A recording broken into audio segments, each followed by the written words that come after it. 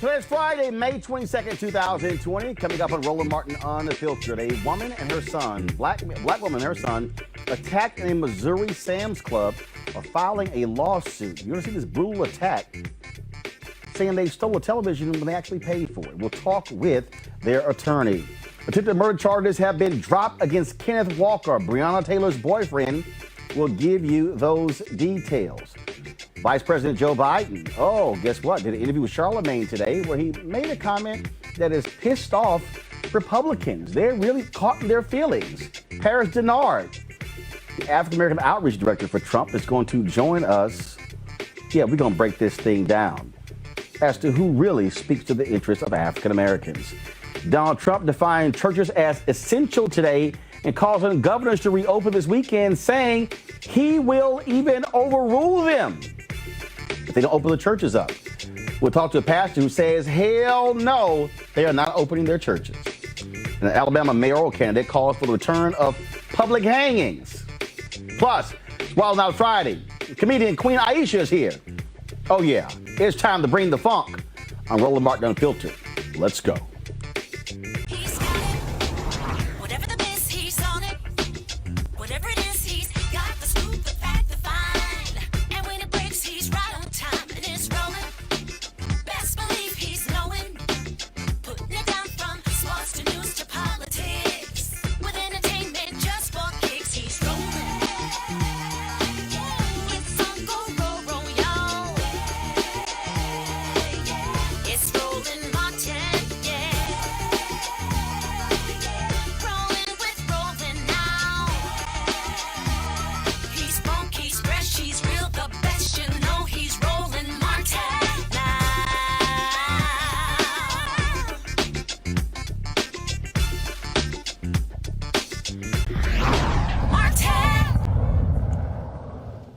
Cops in Des Moines, Missouri are being sued by a 68-year-old black woman and her son after they were attacked at a Sam's Club in March. They were accused of stealing a television they had already purchased. Folks, this is a trigger warning.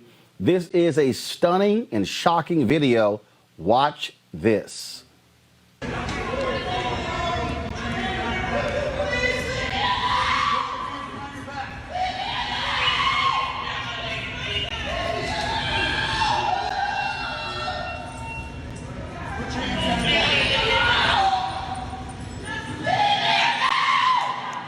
His head. What happened to his head? Oh, I don't know. His head is busted.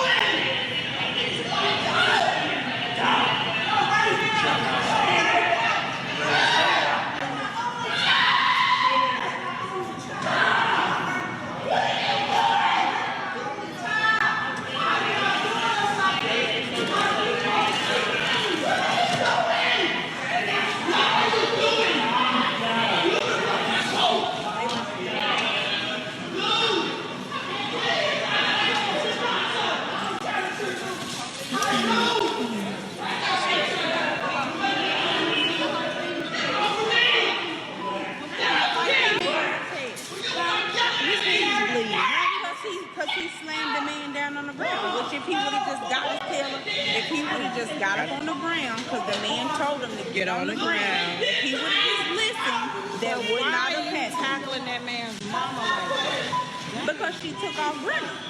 All you had to do was sit still. I mean, I've heard his mouth for quite some time.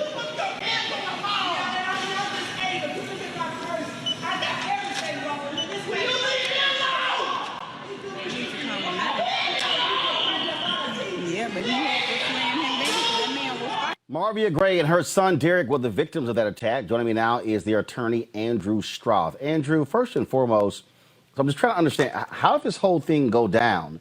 They're being accused of stealing the television, but they already paid for it. Yeah, Roland, it's another tragic incident caught on video. Mrs. Marvia Gray, 68 years old, African-American woman, in the store with her 43-year-old son, Derek Gray. They went and had already bought a Sony Bravia 65-inch flat screen TV. They had left the store because they didn't have room in their SUV to take home the television. Derek came back to the store, and an officer was, following him around and thought Derek stole the TV. The officer at some point calls for backup, and the next thing you know, without cause or provocation, you see what you just watched on the video, which is the officers from the DePere Police Department brutally attacking Mrs. Gray and Derek Gray. So, at any point, did the officers say, "Do you have the receipt for this television?" Did they say to any of the store personnel, what's going on here? Well, in fact, not the store personnel told them that they had paid for the TV. So those officers came in on 10, and it was definitely a racial profiling incident.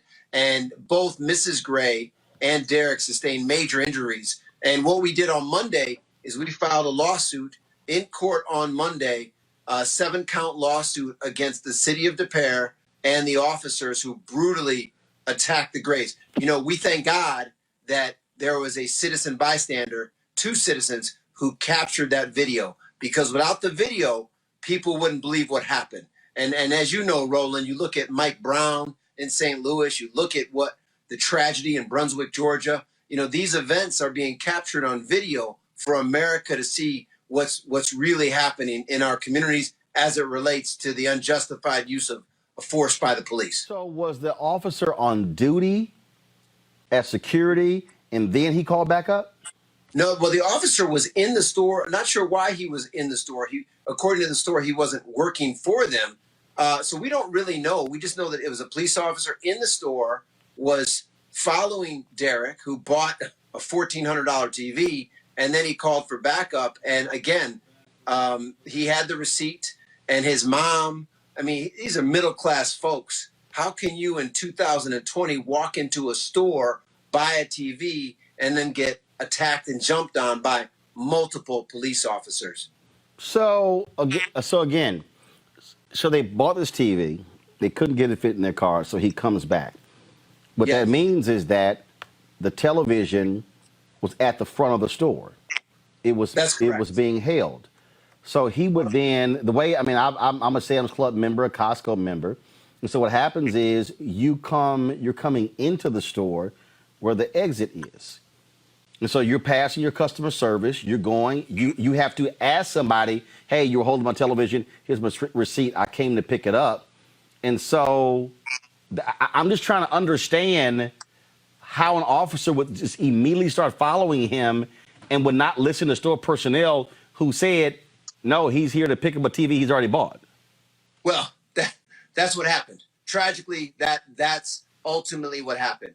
The store informed the officer that he had purchased the TV, but those officers came in on 10, and the video speaks for itself, and that's why we had to file the lawsuit against the city and against those officers. And like I said, the video speaks for itself. So you said they sustained major injuries. What kind of injuries? Well, he's got he's got multiple stitches in the back of his head. Mrs. Gray has a fractured tailbone, and then both of them, and a messed up elbow. And then Derek also had at least 3 teeth wiped out. So he suffered a head injury and had to have dental surgery as well, and had multiple staples in the back of his head. And I got to tell you, his mom, Mrs. Gray, thought her son was going to go the fate of many young black men, which is being killed by the police. She was screaming on that video because she thought they were going to kill her son. So how did this thing escalate to the point of getting taken down? I mean, if you're a cop and you think the person trying to take a television, I would think that what you would say is, "Sir, that you purchased the television. Do you have a receipt?" That's just what I'm just trying to understand, how does it escalate to this takedown and this brutal takedown? I'm not sure. I mean, those officers came in on 10.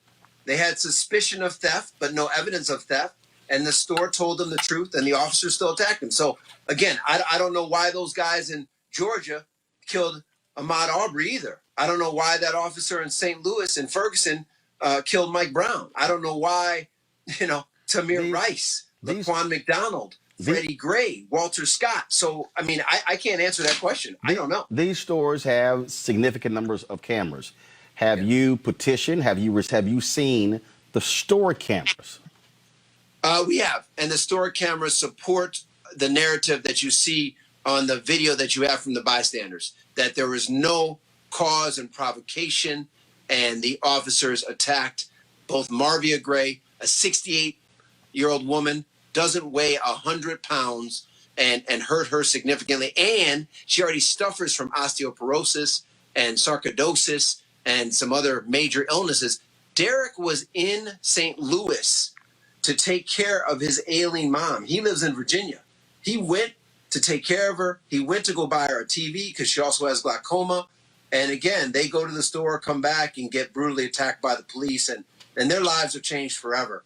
And what we want to do is shine a light on these types of attacks to make sure they don't continue to happen in our communities and with people of color. Wow, Attorney Andrew Schaaf, we certainly appreciate it. Thanks a lot.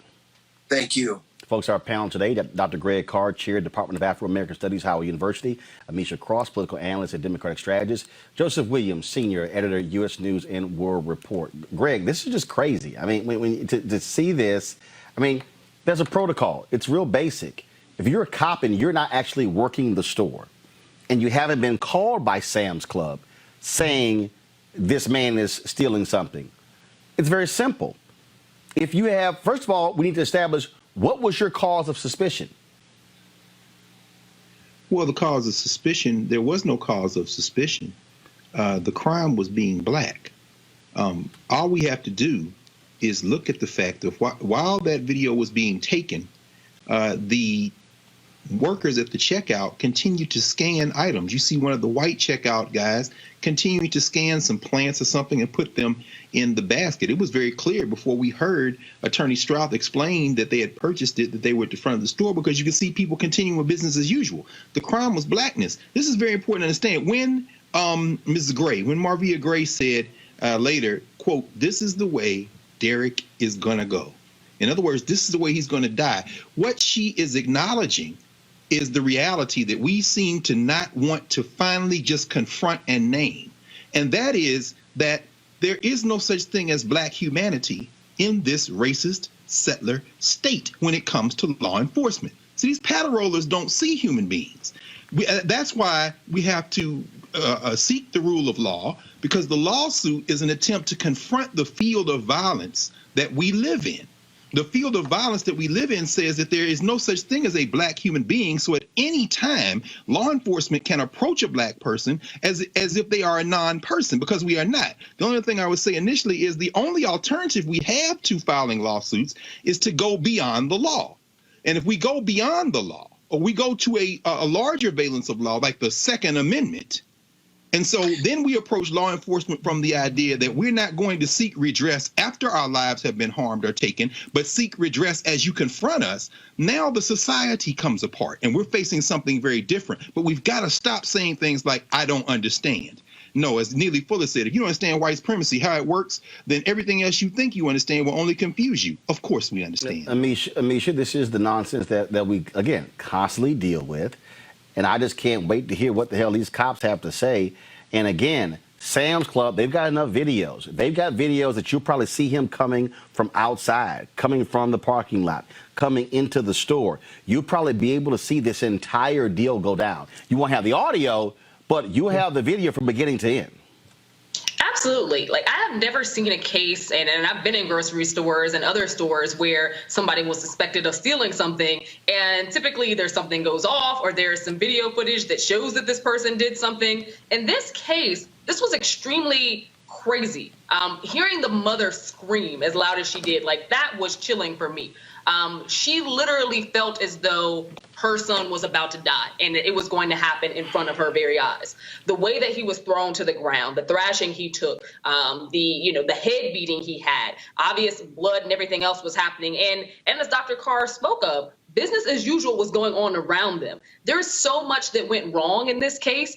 from the very onset of why he was suspected of a crime to begin with, but also after people within the store tell you that he actually purchased said TV, and you continue to treat him as though he's a criminal and get extremely aggressive. Hell, even if he had stolen the TV, all of what we saw happen in that video was totally outside of the realm of what police should do to maintain any type of order. I think that, we have reached a pitch point in this country where officers are basically throwing all caution to the wind and brutalizing Black people for the sake of brutalizing Black people. There is no real answer to why he did it. And I think that, if we're trying to search for one, we'll be searching forever, because across the country, we've watched this type of abuse happen to Black men specifically for generations now. Joseph. Well, I mean, clearly there's really not much more that can be said.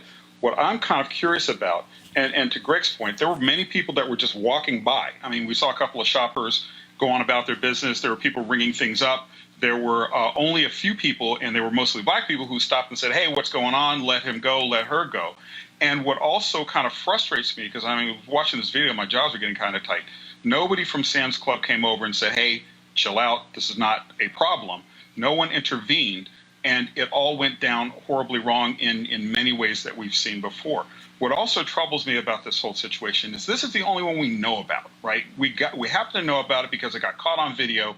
If it hadn't been caught on video, we would not have seen it. I mean, it's everywhere. It's pernicious. It's something that is so incredibly frustrating, especially coming literally a stone's throw from Ferguson, where the eyes of the nation were focused on a situation that had a lot of hallmarks to this one. So I'm just kind of wondering when enough is going to be enough. And sadly, I don't think we have the answer yet. All right, folks, let's go to this next story, and that is Louisville Commonwealth Attorney Tom Wine announced today that Kenneth Walker is no longer charged with attempted murder of a police officer. Walker was accused of firing his gun at Louisville Metro Police Department officers who were serving a warrant at Breonna Taylor's apartment in March. Officer John Mattingly was struck in the leg. Wine played audio recordings of Walker describing what happened. Walker said there were several bangs on the door, and when he and Taylor got out of bed to see who was there, the door was being rammed open. That's when Walker fired one shot, he said, prompting a barrage of return gunfire, leaving Taylor shot multiple times and dying on the floor of her hallway. Amisha, what's interesting is that, and I was tweeted this, NRA, nowhere to be found. Dana Lash, Grant Stinchfield, Colin Noor, all the people who was on NRA TV, nowhere to be found. It was a Black judge who released Kenneth Walker. The cops again tried to charge him with attempted murder. He is a law-abiding citizen, has a permit. He was defending himself. I'm glad this DA did this, but again, where are all those Second Amendment people standing up for a Black man? We already know, Roland, that the Second Amendment in this country does not count if your skin is Black or brown, period. And we've seen this time and time again. This is one of those tragic cases where we would have hoped that someone who is a card-carrying and legal gun owner was able to receive some types of protections for literally being in his home and defending his girlfriend. Like, there is a point where all of the conservative rhetoric falls apart, a point where all of the NRA rhetoric falls apart, because at the moment when they should have stepped forward in terms of arguing for the support of someone, we consistently watch it fail if the person is not a white man who is doing it. So it's bothersome to me that the NRA still pushes all of the protect yourself. We're using the right to bear arms. We want to make sure that everyone is a legal gun owner and everyone has the right to carry and everyone has access and open access to guns illegally. However, when you're in a situation and you're a minority who has this same legal right to defend yourself under the Constitution of the United States, everything seems to be flipped. And those spokespeople, those people who you mentioned earlier, are silent as church mice. We've seen it time and time again. At this point, I just want African Americans to understand that in this country, the NRA, the Second Amendment, apparently does not apply to you. And we've seen this over the course of time. And I don't think it's going to change anytime too soon. Those folks, when they talk about gun rights, they're talking white gun rights. They are not talking about you. Thank goodness, Greg, you had a DA with enough sense not to take this thing further. Yes, I give Commonwealth Attorney Tom Wine, Commonwealth Attorney Tom Wine, absolutely no credit. He is doing the prudent thing in order to perhaps secure a conviction down the road. At that same press conference, he said that he could bring this back to the grand jury a second time once the FBI and the Kentucky Attorney General have finished their investigation. And he said it isn't clear yet what happened. At the same time, he launched into a stern and strong defense of the police. Said that they knocked 6 or 7 times, played an audio of Walker saying that they knocked, although they didn't announce themselves as police, according to Walker. And so, no, he absolutely gets no credit. Who gets credit, I think, is you, meaning black media, black news media, particularly this show, and people all over the country who rose in outrage and forced the hand of this person. We should never personalize actions like this. We need to think of them strategically and understand that it is the power of collective action that forces the hand of folks like this, and that he could still go back to the law. The only other thing I say in that same press conference today, he noted that Brother Walker was hitting the femoral artery. And he said that had he not had a wallet in his pocket at the time, there's a very real possibility that he could have bled out and died himself that night. So no credit for Wine. Let's wait and see what happens, and let's intensify the pressure. Joseph, your thoughts? Well, again, there's a through line through all of this, right? I mean, the NRA, the police actions, it's all a piece, right? It dating way back to the 1800s and even beyond. I mean, it's about the power of the state and the power of violence being used against black bodies. It's a through line. It's a continuum, and people feel like this is the right that they have, especially when they view a black person as either an offender or an instigator or some kind of criminal. So it doesn't surprise me in the least that the district attorney is trying to bring back charges or reserving his place in there. But it also indicates to me that it was quite a thing for the judge to release this man, especially when the police are still intent on charging him. And this is another reason why we need more black attorneys, more black judges, and one reason why the court system will inherently remain unfair until we do. All right, folks. Today, in an interview on the Breakfast Club, Joe Biden was interviewed by Charlamagne, and they covered a number of topics. And so what I want to do is I want to first show you top of the show. So here was the video.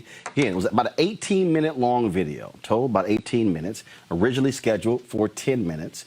They talked about the whole issue of, first, does the Democratic Party take African Americans for granted? Here's part of that discussion.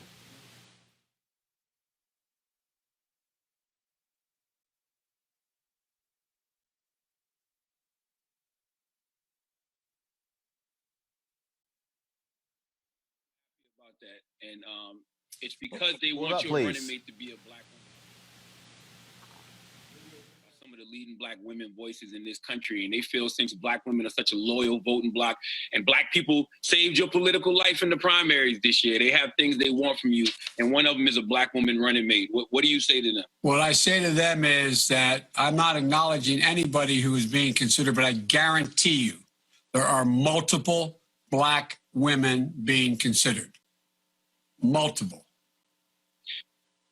Okay, first, that's the wrong clip, okay? So control room, get it together. I specifically want to hear the clip where he was talking about, when he was asked a question about black voters being taken for granted by the Democratic Party. Play that one. Say that, I don't know if you saw a couple weeks ago, Sean Combs, you might know him as Diddy. You know, he said what I believe a lot of black voters, including myself, feel, and that's that Democrats take black voters for granted. You know, votes are quid pro quo, right? It's not like I don't want to vote. I just want to know what candidates will do for us in exchange for our votes. The same way young progressive Latinos, the LGBT community. Absolutely. We want the same thing. Do you feel like black people are owed that from the Democratic Party? Absolutely, Paul. What would I say? Remember when they said Biden can't win the primaries? Yes. I kicked everybody's out. Excuse me. No, talk like that. I need you to say that. You did what? No, I won overwhelmingly. I told you when I got to South Carolina, I won every single county. I won a larger share of the black vote than anybody has, including Barack. I increased the vote in Virginia overwhelmingly by 70%. Look, What people don't know about me is I come from a state that's the 8th largest black population in America. The 8th largest. I get 96% of that vote for the last 40 years. They're the folks, as they say it my way, brung me to the dance. That's how I get elected every single time. And everybody's shocked. I get overwhelming support from the black leadership, young and old. Every poll shows me way ahead. And it's not just, I hear this, oh yeah, old blacks are with Biden, but youngs aren't. Look at the polling data. Polling data, let's say it's off by half. Come on, man. Give me a little break here. This is where I come from. I got involved. I came home from college, and I had a job with a really fancy law firm out of law school. And my city is the only city in America occupied by the National Guard, the military, for 10 months when Dr. King was shot. And I had this fancy job, a kid coming from a lower middle income household. I quit and became a public defender. And I stayed in that community. I was the only guy when I was in high school. I had a job, a country club kind of job at a swimming pool. I was the only white employee in the East Side because I wanted to work in the projects, because I wanted to understand. That's how I got involved in politics. That's what this is all about for me. It's about equality. It's about dignity. It's about treating people with respect. And so, you know, when you take a look at my record, people talk about the crime bill. Crime bill didn't increase mass incarceration. Other things increased mass incarceration.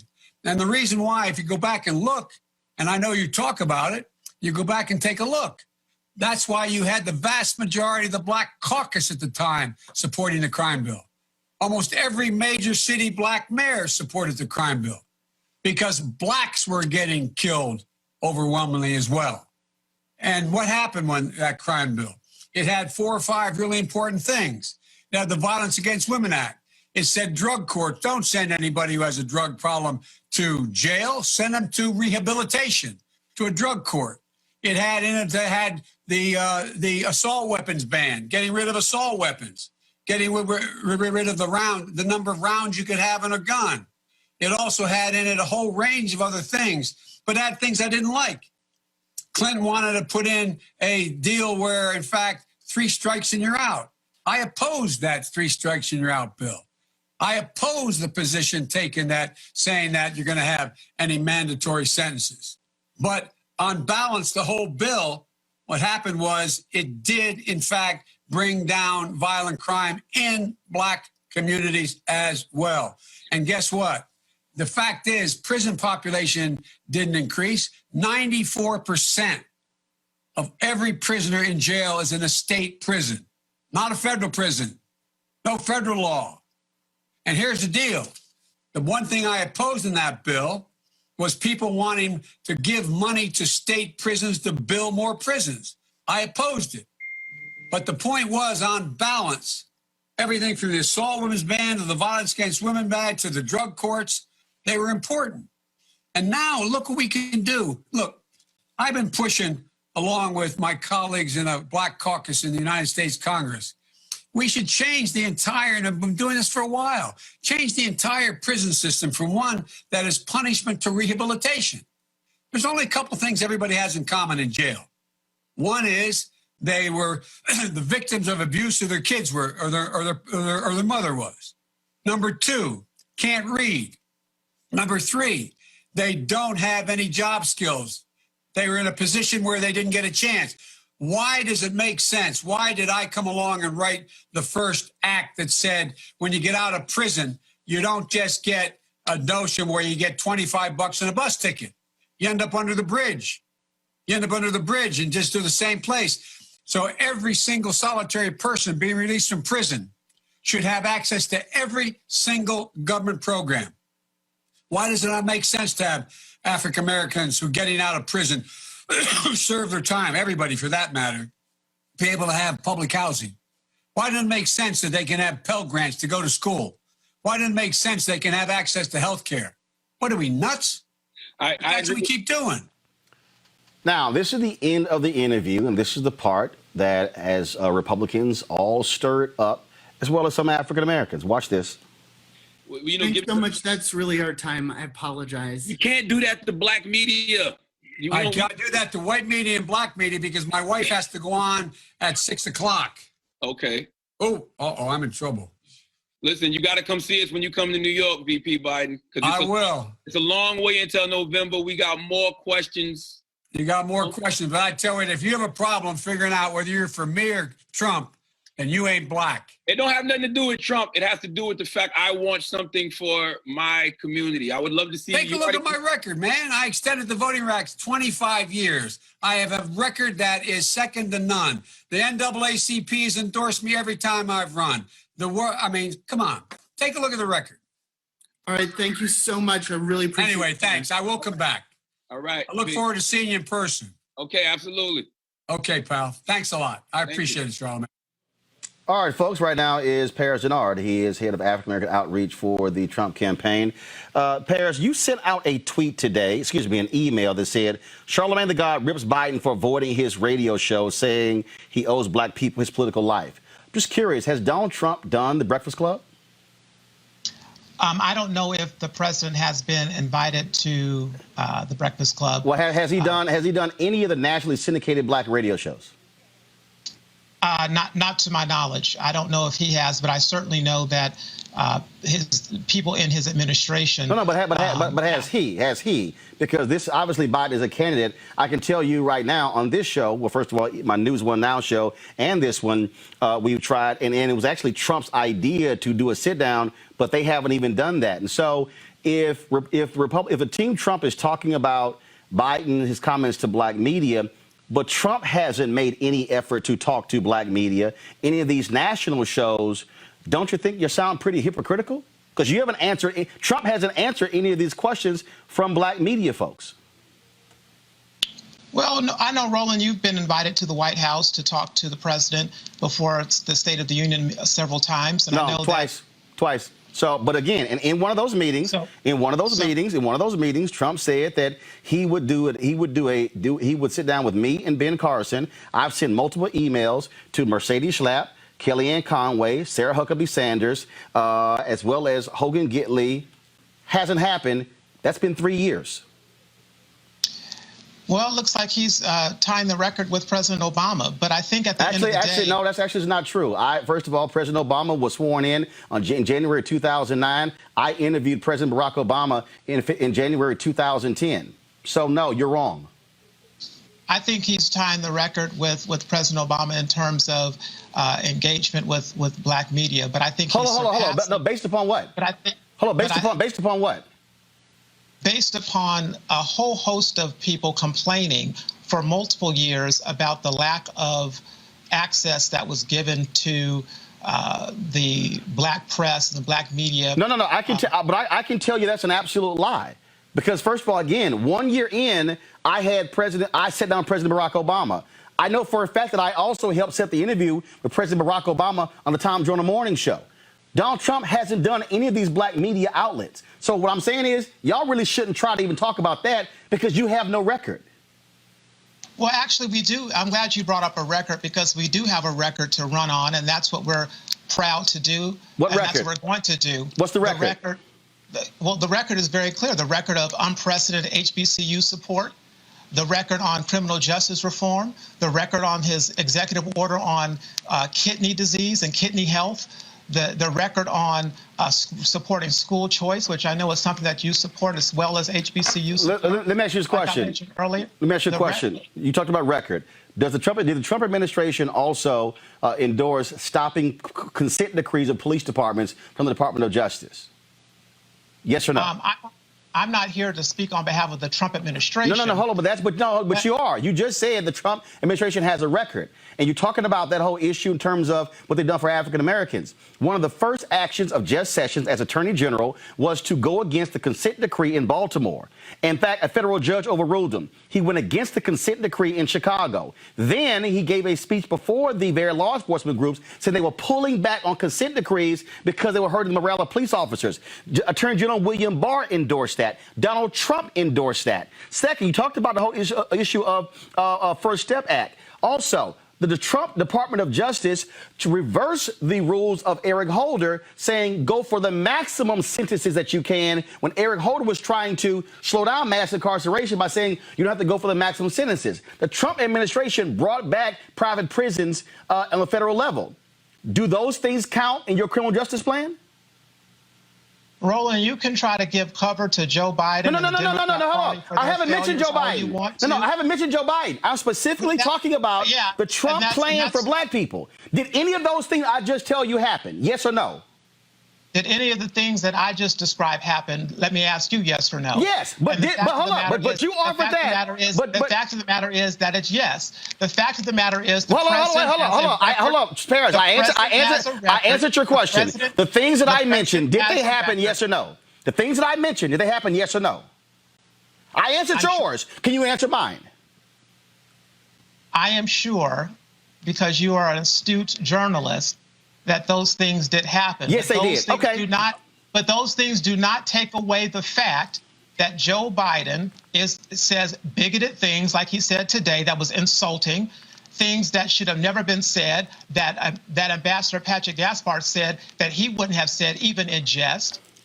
But it doesn't take away from President Trump's impressive record for the black community that any Democrat or any Republican running for the second term would love to have. Actually, I would disagree with that one, but I got to ask you this here. Can you respond to the rollback of civil rights protections in various departments in the Trump administration? Can you respond to the Department of Labor suspending the affirmative action rules, which have been imposed by the National Urban League, Mark Morrell, imposed by Congresswoman Bonnie Coleman, even during the middle of COVID? Can you respond to any of that? What I can respond to is the fact that the Department of Labor did a rule change that made it so that the millions of people that looked like you and me that were left out of the healthcare system because of Obamacare, who still cannot afford healthcare, were given the ability to pool themselves together from geography or by industry and tap into healthcare and receive it at a more affordable price, like a big company would able to do. Hold up. Are y'all trying to take credit for the Affordable Care Act? No, by no means. I'm glad we got rid of the individual mandate. What I'm saying is, because of in spite of Obamacare, there were still millions of Americans that were small business owners, more specifically, that were left out of the system and still could not afford health care. Because of a rule change from the Department of Labor under the Trump administration, they made it possible for these small businesses to pool together by geography and by industry and then get access to affordable health care because they were left out and couldn't afford it even under Obamacare. So I got to ask you, African-American uninsured rate dropped by more than a third because of the Affordable Care Act, but y'all want to get rid of the Affordable Care Act, but you have no replacement. And so how can you say you want to improve the health of African-Americans when you have no plan to do so? And if you have a plan, where is it? Because I haven't seen it. Well, the Congress has put forth multiple plans. Who? But the most which Congress? The Republican Congress, when this was taken up, I believe the last Congress had multiple plans for it. They haven't. In fact, they've been waiting for Trump because he keeps saying he has one, but it hasn't been shown. So what's the plan? Well, the first thing was to get rid of the individual mandate. The second thing was to make sure that as we look at COVID-19, that any Black American, any American, period, who cannot afford to go into the hospital should not use economics or socioeconomics as an excuse or a reason to not go. Because of the CARES Act supported by the president and moves by the administration, if you want to get a test, you can get a test. If you want to, coronavirus? Yes, Roland, coronavirus. Hold on, Paris, that's not true. There are African Americans who I know who still can't get tests. So you're actually trying to tell me right now that if any American wants a coronavirus test, they can get one right now? I'm going to take it a step further, Roland, and help educate you and your audience. If anybody right now, especially in the Black community, needs to get a coronavirus test, they can do so. Number one. Number two, if the Trump administration has put forth tons of resources as it relates to community centers and testing.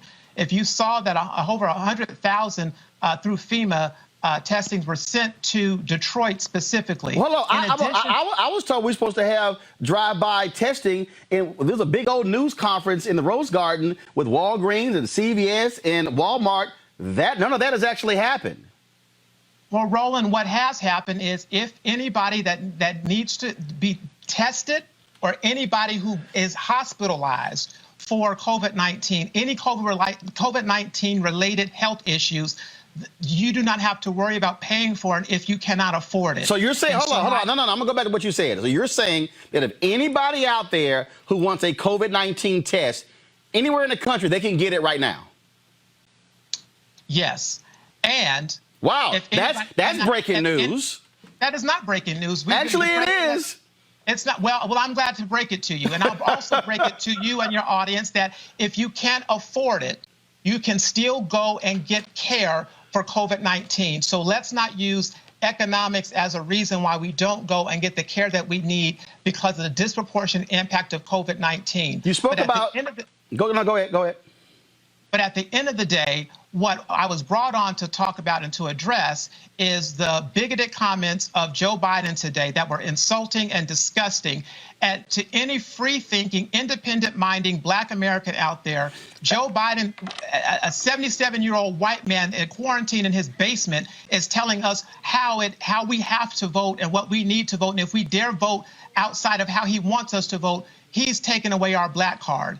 It's despicable, it's disgusting, and and we should not tolerate that. It was offensive. Were you offended when Ralph Reed said that Christians, it's their moral obligation to vote for Trump in 2020?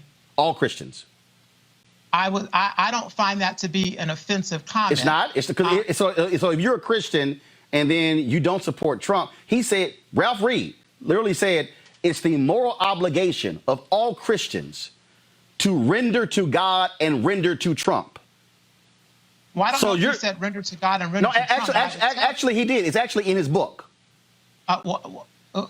Congratulations. I didn't read his book, but I will tell you. But he's a white conservative evangelical. So if you're criticizing if you're criticizing Joe Biden for this, do you criticize Pentecostal who looks at the Democrat Party and their stances on certain things morally, and I find them to be reprehensible. So I'm asking again. If you criticize if you're criticizing Joe Biden, for this, when you have a governor of Virginia who was proudly putting on blackface and supports infanticide and late-term abortions, and when you have when you have things like that, yes, morally, I'm against it. And so, are you also, as a black conservative, do you stand with Donald Trump or black conservative Colin Powell when it comes to voter suppression, how it's being specifically targeted against African Americans? Have you called out Donald Trump and the Republican Party for their full embracing of voter suppression, such as what we've seen in North Carolina, where federal judges ruled there was a laser-like targeting of black voters? Have you done that? I have. Is that morally offensive? Is it morally offensive for Republicans to have a laser-like targeting of black voters to suppress their vote? Yes or no? I disagree that Republicans have a laser-like focus on trying to suppress the black vote. A panel of federal judges.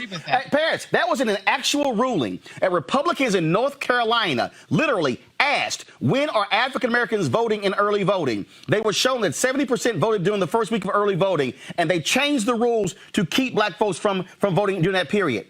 A federal judges ruled that there was a laser-like targeting of black voters. So are you actually, we're curious, is that morally offensive to you as a black man, as a Pentecostal black man, that white Republicans would target black voters like that in North Carolina? Yes or no? Is it offensive to you that the Democrat Party is the party of infanticide and continues to be the leading cause of death? Actually, you don't answer a question with a question. But I'll be more than happy to answer your question. But can you answer my question? Roland, I am able to do that because I'm a free-thinking black man, and I can do whatever I dang well please. Okay, but if it's morally offensive, answer the question. Freedom and opportunity. Answer the question. And what Joe Biden did. Are you offended? Are you offended that Republicans in North Carolina had a laser-like targeting of black voters, trying to keep them from voting? Does that offend you?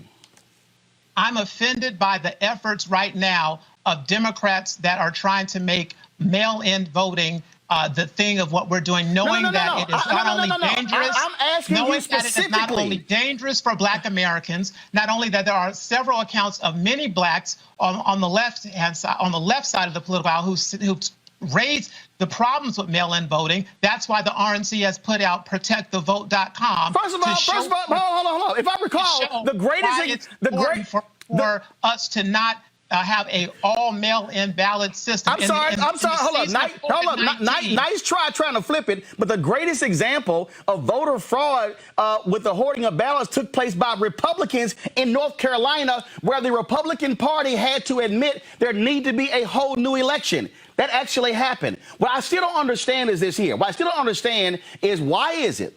Because see, here's the deal. When you say free thinking, free thinking Black man has the ability to call out stuff on the left or on the right, in the middle, it doesn't matter. But see, you're actually being a partisan Black Republican when you're afraid to even stand with Colin Powell, who gave a speech, and the governor of North Carolina, Republican, was sitting in the audience, and he called them out for their attacks on Black people voting. But you can't even say that the laser-like targeting of Black voters was morally wrong. I am not going to allow you or Joe Biden to offend me or the millions of Black people like me. I didn't offend you.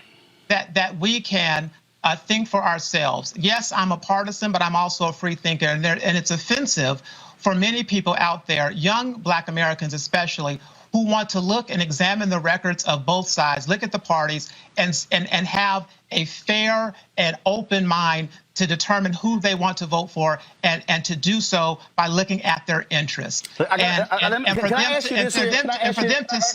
And for you and for others to then question their Blackness or no, I'm sorry.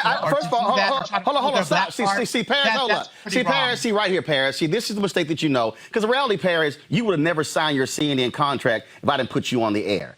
And here's the deal, you know this. I never allowed anybody to call you a sellout, to call you a coon, to call you an Uncle Tom. I do not allow people to use that language to any Black person, whether they are Republican or Democrat, whether they are Hotep, whether they are Christian, it does not matter. I don't allow it. So one, that's a lie. It's a lie for you to sit here and say what you just said because I don't allow it. Now, if we want to have a free Black man conversation, again, as a Black man, here's what I want to know. Again, when you talk about standing up for something, when you talk about what's right, you talked about there are Democrats who are pro-choice, Republicans who are pro-life. I've been highly critical of Republicans who call themselves pro-life but say nothing when Black men get gunned down, who say nothing when they get shot. See, here's the whole piece. Either you're pro-life or you pro-life only in the womb. Now, see, do you want to have that conversation?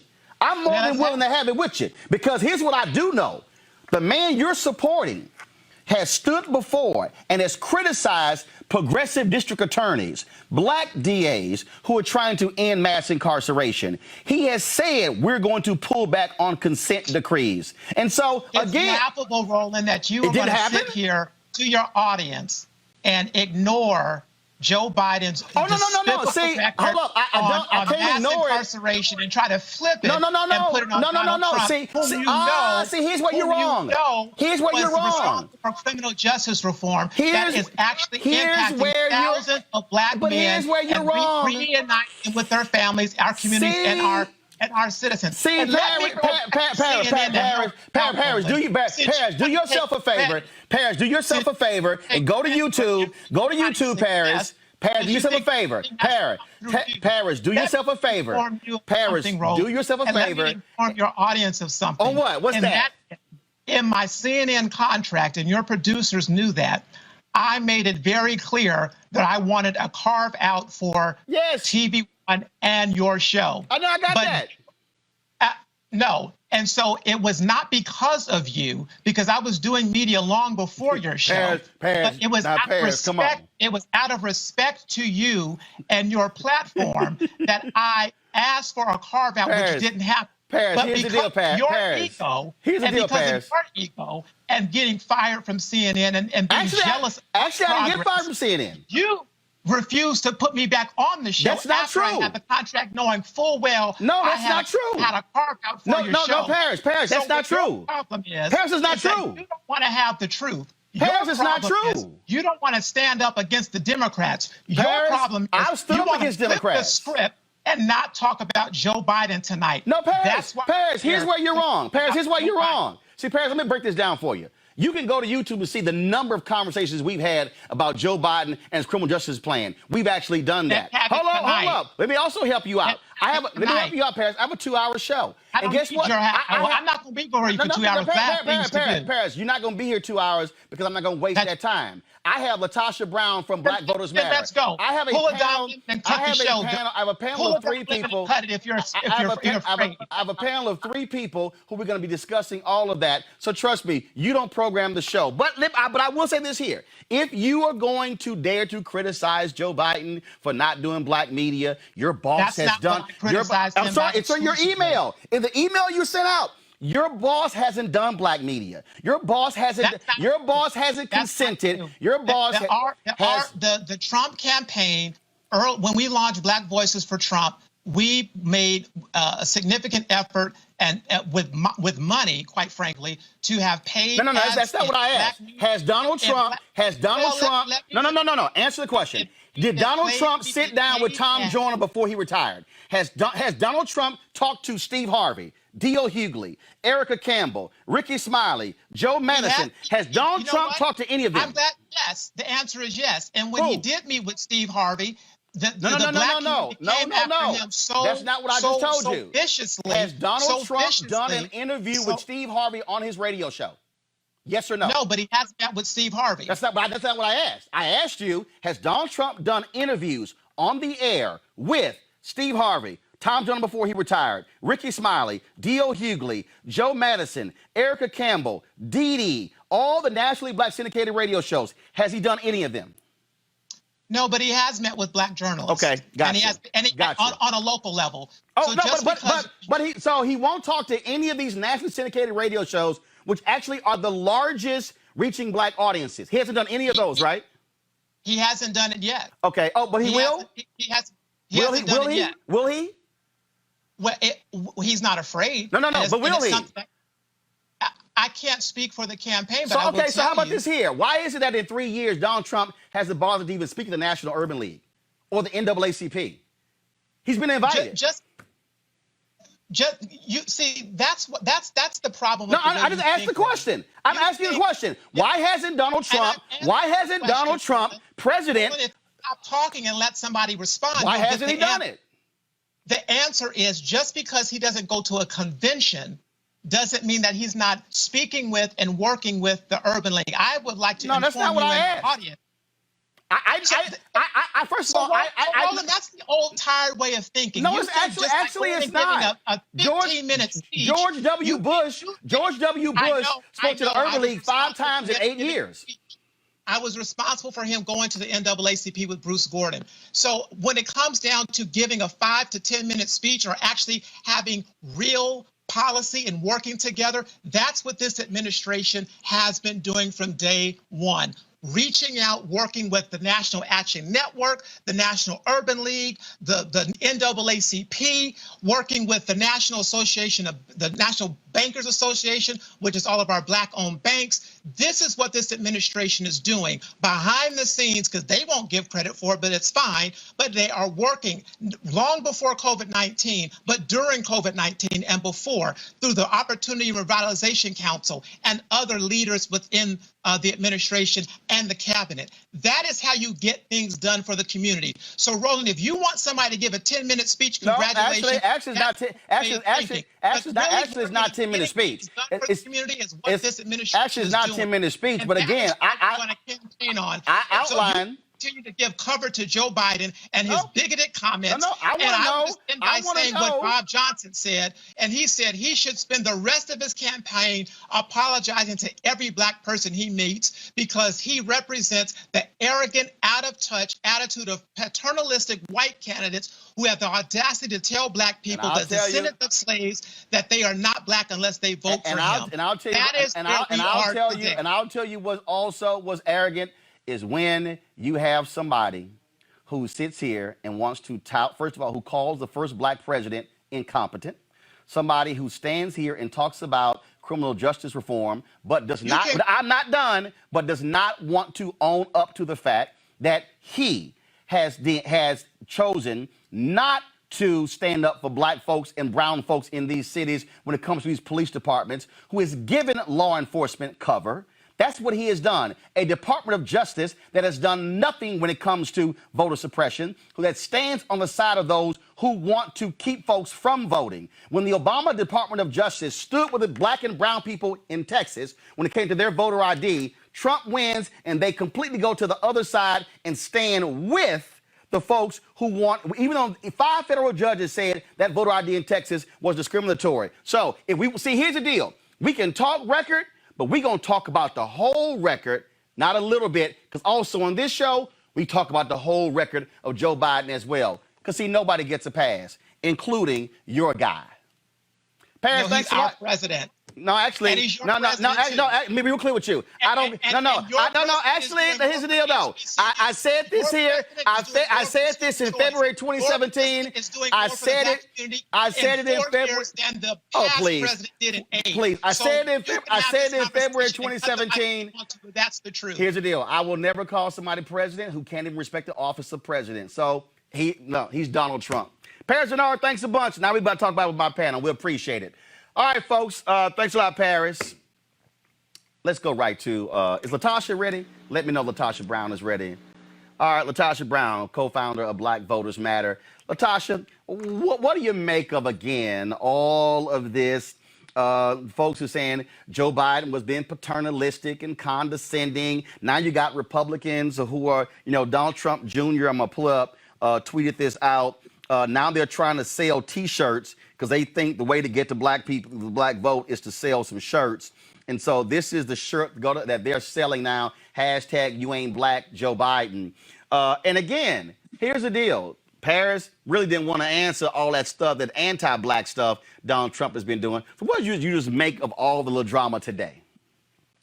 One, let me say to you, you have the patience of Job. I will just let you know, my brother, you have a tremendous amount of patience. Secondly, the last person in the world that I think we should even be given the time or the energy around having a conversation around racism and bigotry is anybody that is associated and lifting up Trump at this moment. And so what I will say is that it is fundamentally, let's be honest, fundamentally, racism is a problem on the left side, on the right side, on throughout the fiber of this country, that we are dealing with racism. And so ultimately and fundamentally, I don't think, even for me, while I do work and I support work mostly because of on the Democratic candidate side, is because the Republicans don't even pretend to give you anything to work with.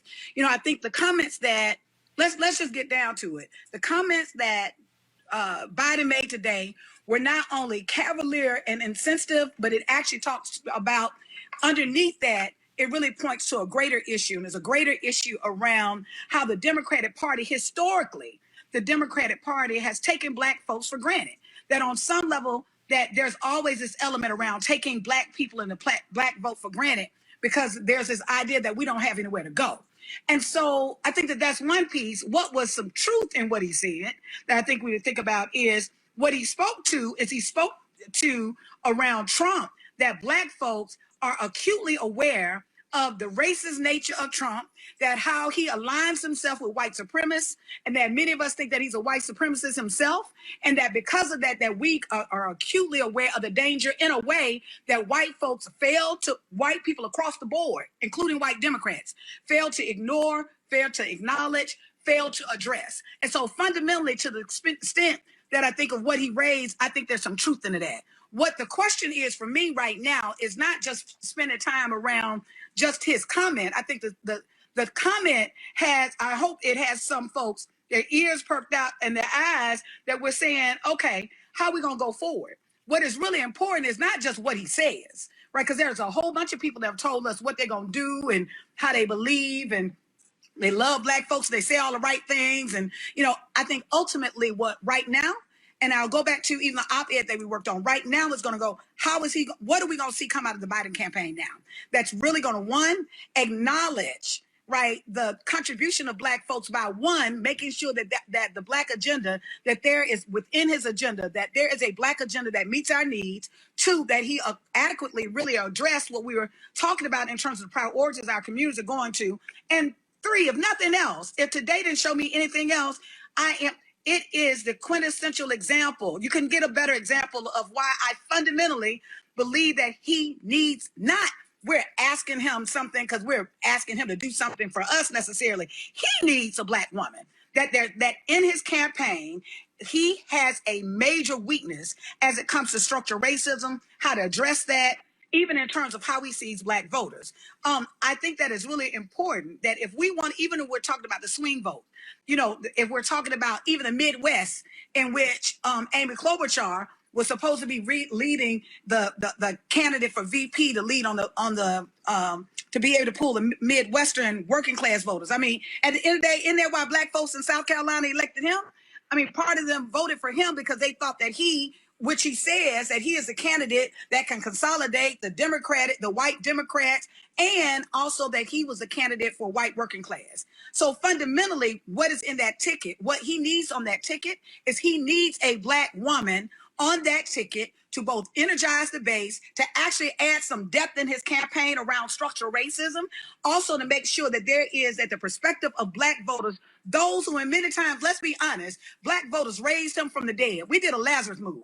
Like, his campaign was dead on arrival. There are Black voters that raised him from the dead. What we can't get caught up in, and I think that we don't need to let this conversation where the spin cycle, let's be clear, that Trump and his crew have this spin cycle that at the end of the day, I'm like, boy, bye.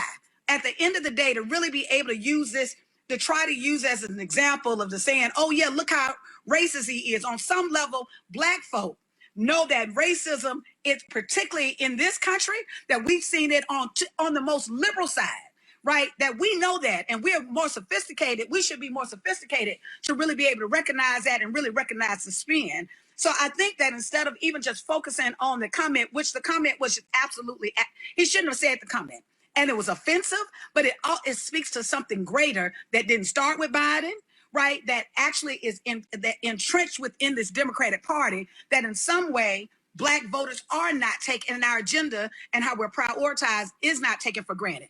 I think what is important for us to do right now is not to get caught up in the spin cycle that the Republicans are trying to do, but really this is the moment right now that we've got to push the envelope, that this is the moment now that we've got to push, and you've got to earn our vote.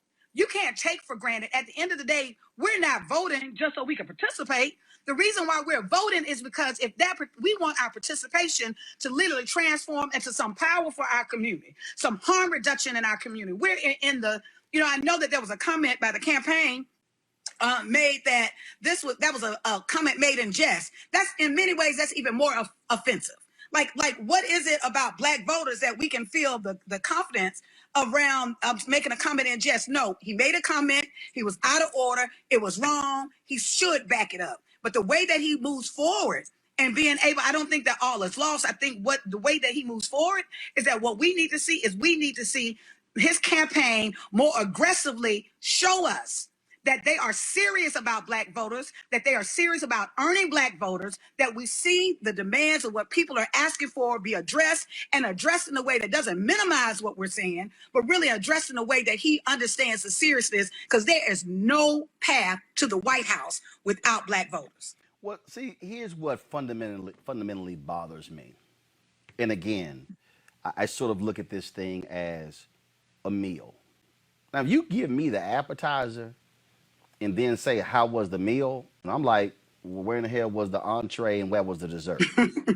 So I can't judge a meal based upon just the appetizer. That's right. And so when I watch the administration, when I watch this administration, do what they try to do today again, and they all riled up. Senator Tim Scott, he out there with Katrina Pearson, talking about this was condescending and it was all of this.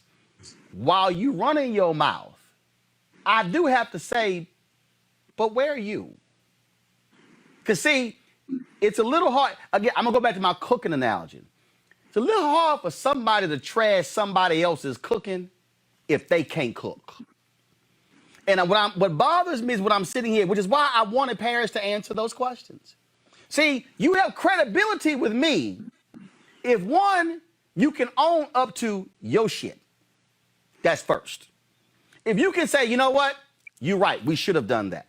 But when you deflect, when you want to say, no, we ain't going to talk about all that, let's just stick to what Joe Biden had to say. That's right. Because the other deal is here, I don't only measure Joe Biden by the comment he made today.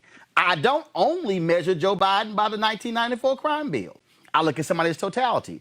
The fundamental problem that I have here, and this is what, for me, it breaks it all down. The Republican Party, as a party, has a bullseye on black people. Absolutely. Let me just be clear.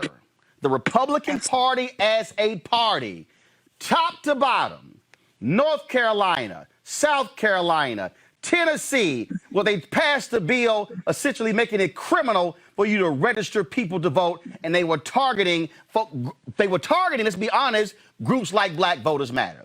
When you look at what happens in Florida, when you have Amendment 4 that's passed that restores the voting rights to 1.4 million people, I was waiting for Republicans to come forward, and what did they do? Not only did they change the law by saying you got to pay all your fines, they even changed the law to make it harder to do ballot initiatives in the future.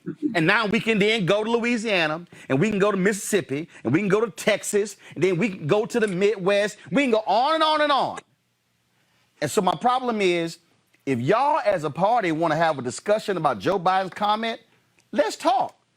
But your stuff will be discussed. And trust me, it won't go very well. See, that's the fundamental issue I have here, Latasha. You know, I think part of it, I on some level, let me say this, of doing organizing and doing this work for more than 25 years, what I do know is that black folks are astute. There are some, you're going to always have some. You can't win them all, right? But at the end of the day, we ain't stupid, right? And even in the voters in our community, when we hear that, we know, it's not. So I think on some level, they are creating, even when I saw the T-shirt and it said, I ain't black, I was like, perhaps that's a self-fulfilling prophecy that you have for yourself. So at the end of the day, and I think we're in such a serious moment that from talking about even the Republicans of how they're going to spend this, I think, yes, we do need to let folks know, right? On some level, I think that black folks know that there's a certain astuteness that we have. But secondly, I think it's even more important that when we're talking about like this comment, right, that he made, that we don't just get caught up and hung up on the comment, and then now it becomes a spin cycle, right? Because the comment in itself becomes the energy and the fuel for the Republicans. But then there's a family conversation, right? And the family conversation around black voters is absolutely that comment was out of order. It was offensive. It was insensitive. It was out of order. And it does speak to the issue that we have had ongoing with white Democrats, Republicans alike, that in this country, fundamentally, that black folks, that literally when we're talking about voter suppression, right, when we're talking about literally equating that to power, at the end of the day, one of the pieces I think is interesting in one of the comments, in the comment that Biden made, he said, he talked about Trump, and that there was this assumption that in some ways that because he's better than Trump, that black folks gonna go with him. Now, what he is right about is he's better than Trump, but that's a real low bar, Roland. Right. He's better than Trump is right. a real low bar, right? Ultimately, I think what we have to do is really be able to center this conversation, not about Biden, not about Trump, right. but about us. That this conversation for us, for black voters, has to be centered around black folks. Right now, where we've got more black folk that we are disproportionately dying than anybody in this country from COVID-19, when our people are locked up like we are animals more than anybody else in this country, when we're actually seeing folks get out of jail on a get out of jail free card because of a virus, yet we've got brothers and sisters sitting in jail right now that haven't even been officially charged, right, that they won't let out. I think that's fundamentally the issue, because in this, it's not just about the candidates. Structural racism is embedded in the very fabric of this country and in the political systems and in the political parties. I'm raising that because I think that we have to be strategic, that those of us that do this work, those of us that bring criticism, but those of us that know that Trump is absolutely dangerous, and we can't fall for the okie doke around Trump being dangerous, but we also have to hold the Democrats, and we've got to hold Biden accountable. What I am saying is Biden has an opportunity at this moment. You said something that literally has created, you made your own bed, that has created an issue around with black folks, and black folks are going to be looking at your record a little bit closer, as they should. Black folks are going to be holding you accountable at a higher standard, as they should. Black folks are going to be putting pressure on you to really be able to deliver for us, as we should. And so ultimately, I think what we've got to make sure that we're centering this conversation is, what in the hell is it that we want? That what are we going to ask for that's going to provide some harm reduction for our community, that this is a moment of seriousness for us. And then as we go forward, and we can't get caught up, let me be clear, we can't get caught up in this, in the spin cycle of the Republicans, those who seek to kill us, those who literally will open up states when they know, when they know that we are disproportionately dying. So let's not, we're not going for the okie doke, right? But ultimately, we also have to keep the pressure on to make sure that that when we cast our vote, that who we're casting our vote for has a clear understanding of the value of our vote, the value of our lives, and are going to be accountable to that. Well, that's why. So that's what the conversation has to be. And that's why I responded to somebody online earlier, and they were talking about, well, we're going to get the same from Biden as we're going to get from Trump. And they said we should focus on lower ballots. And I had to remind them that there are about 870 federal judges in the United States. Donald Trump has already appointed more than 200 of them. If Donald Trump wins 4 more years, he will likely appoint half of all federal judges in America, meaning those 35 to 45-year-old and 88% of his judges have been white men. Then they're going to be in power on the federal bench for the next 40 to 50 years. I'm just saying. Latasha Brown, co-founder of Black Voters Matter. We appreciate it. Thanks a lot. Thank you, sir. All right, I'm going to read this here. I like your t-shirt. All right, well, you know I had to represent for you. All right, y'all. I appreciate it. Thanks a bunch. I did need to say this here. Vice President Joe Biden was on a call with black business leaders. This is what he said, quote, "I should not have been so cavalier. I've never, ever taken the African-American community for granted. I shouldn't have been such a wise guy. I shouldn't have been so cavalier. No one should have to vote for any party based on their race, their religion, their background." All right, let's bring back my panel. Greg Carr, Misha Cross, Joseph Williams. I'll start with you, Misha Cross. What do you make of Republicans with the T-shirt, and then, Katrina Pearson out there, Senator Tim Scott, that whole conversation Paris had, how they are making this big old thing about it, as if there's not, forget a log in their eye, an oak tree in their eye. But go ahead. For independent thinkers, conservatives sure do follow the breadcrumbs Donald Trump leads them with every time.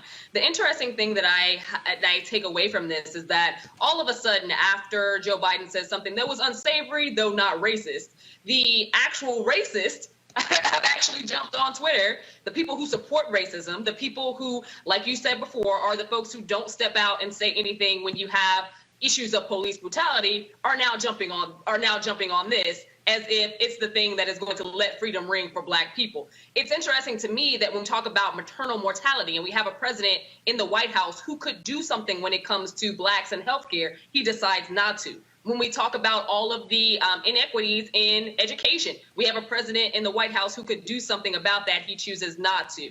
We have a president who stood by policing unions while black people were dying. And I think that there's just so much that has gone wrong with this administration to now see people who support Trump, who has made some of the most racist comments I've ever heard from anybody who set foot in the White House.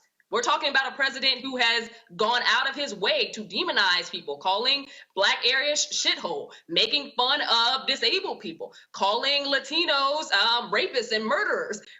That now, all of a sudden, the Republicans feel like they can jump on Joe Biden and now stand on the side of Black people, as now this is supposed to be our enlightened moment of sorts to move outside of the Democratic Party, to now form this Blexit ideology.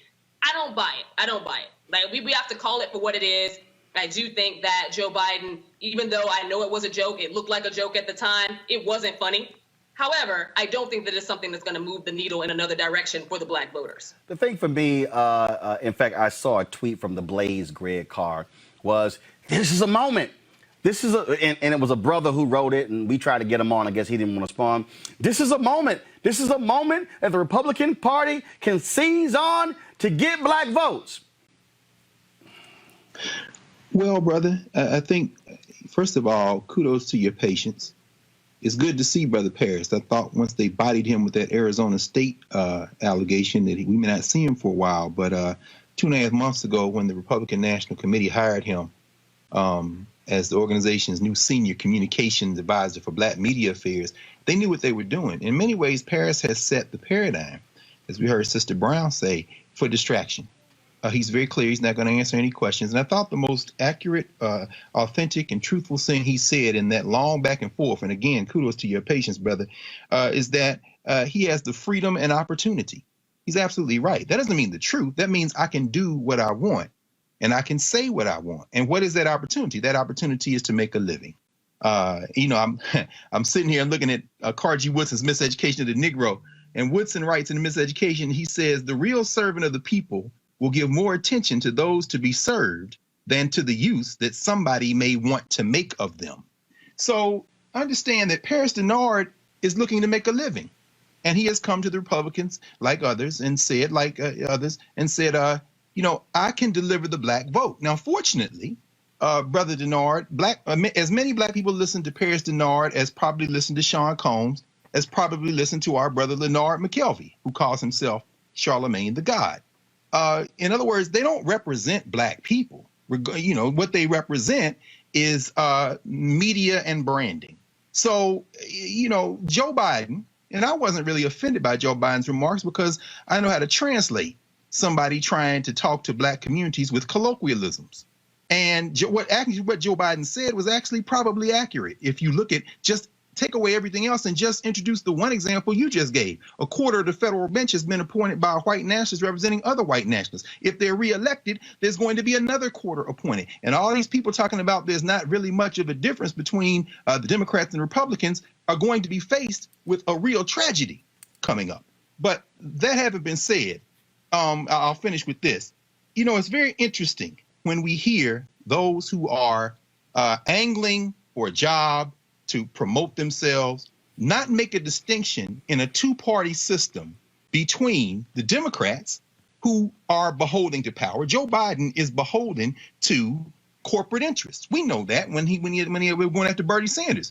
He has small money, middle class, working class rhetoric, but his money comes from the same corporate pockets as the Republicans.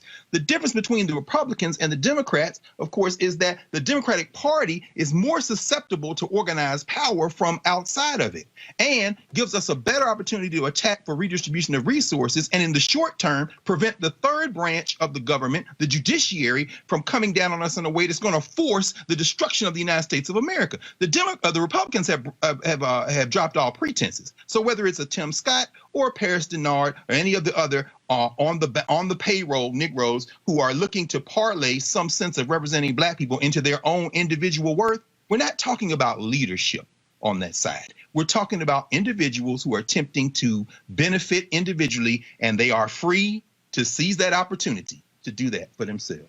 I apologize, Joseph Williams, that you got to follow that. Man, Brother Carr is like on fire tonight, and he's coming with the knowledge, which is actually correct. I mean, my two takeaway from the both the discussion and the Biden quote unquote controversy is, yeah, you're absolutely right. It's distraction. It is not talking about the COVID-19 deaths that are skyrocketing in black communities or the fact that they need aid.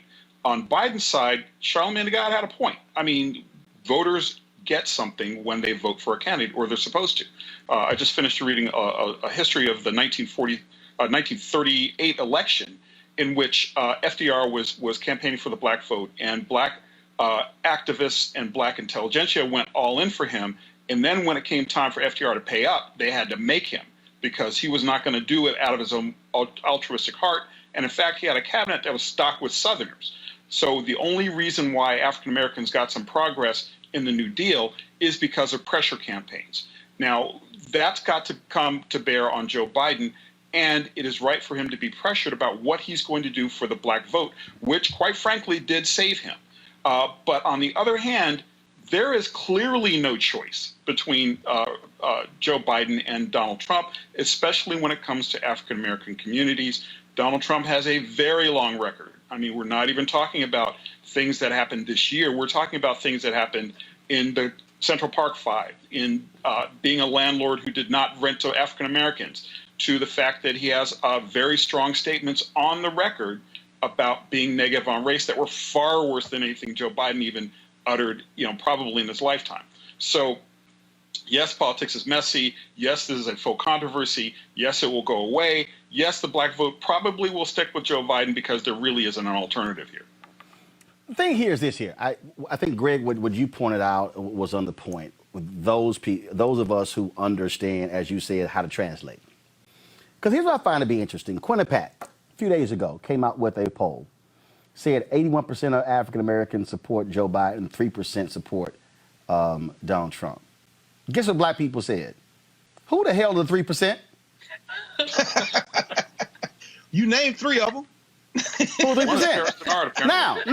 Now, here's what I've also heard today. Well, we can say that,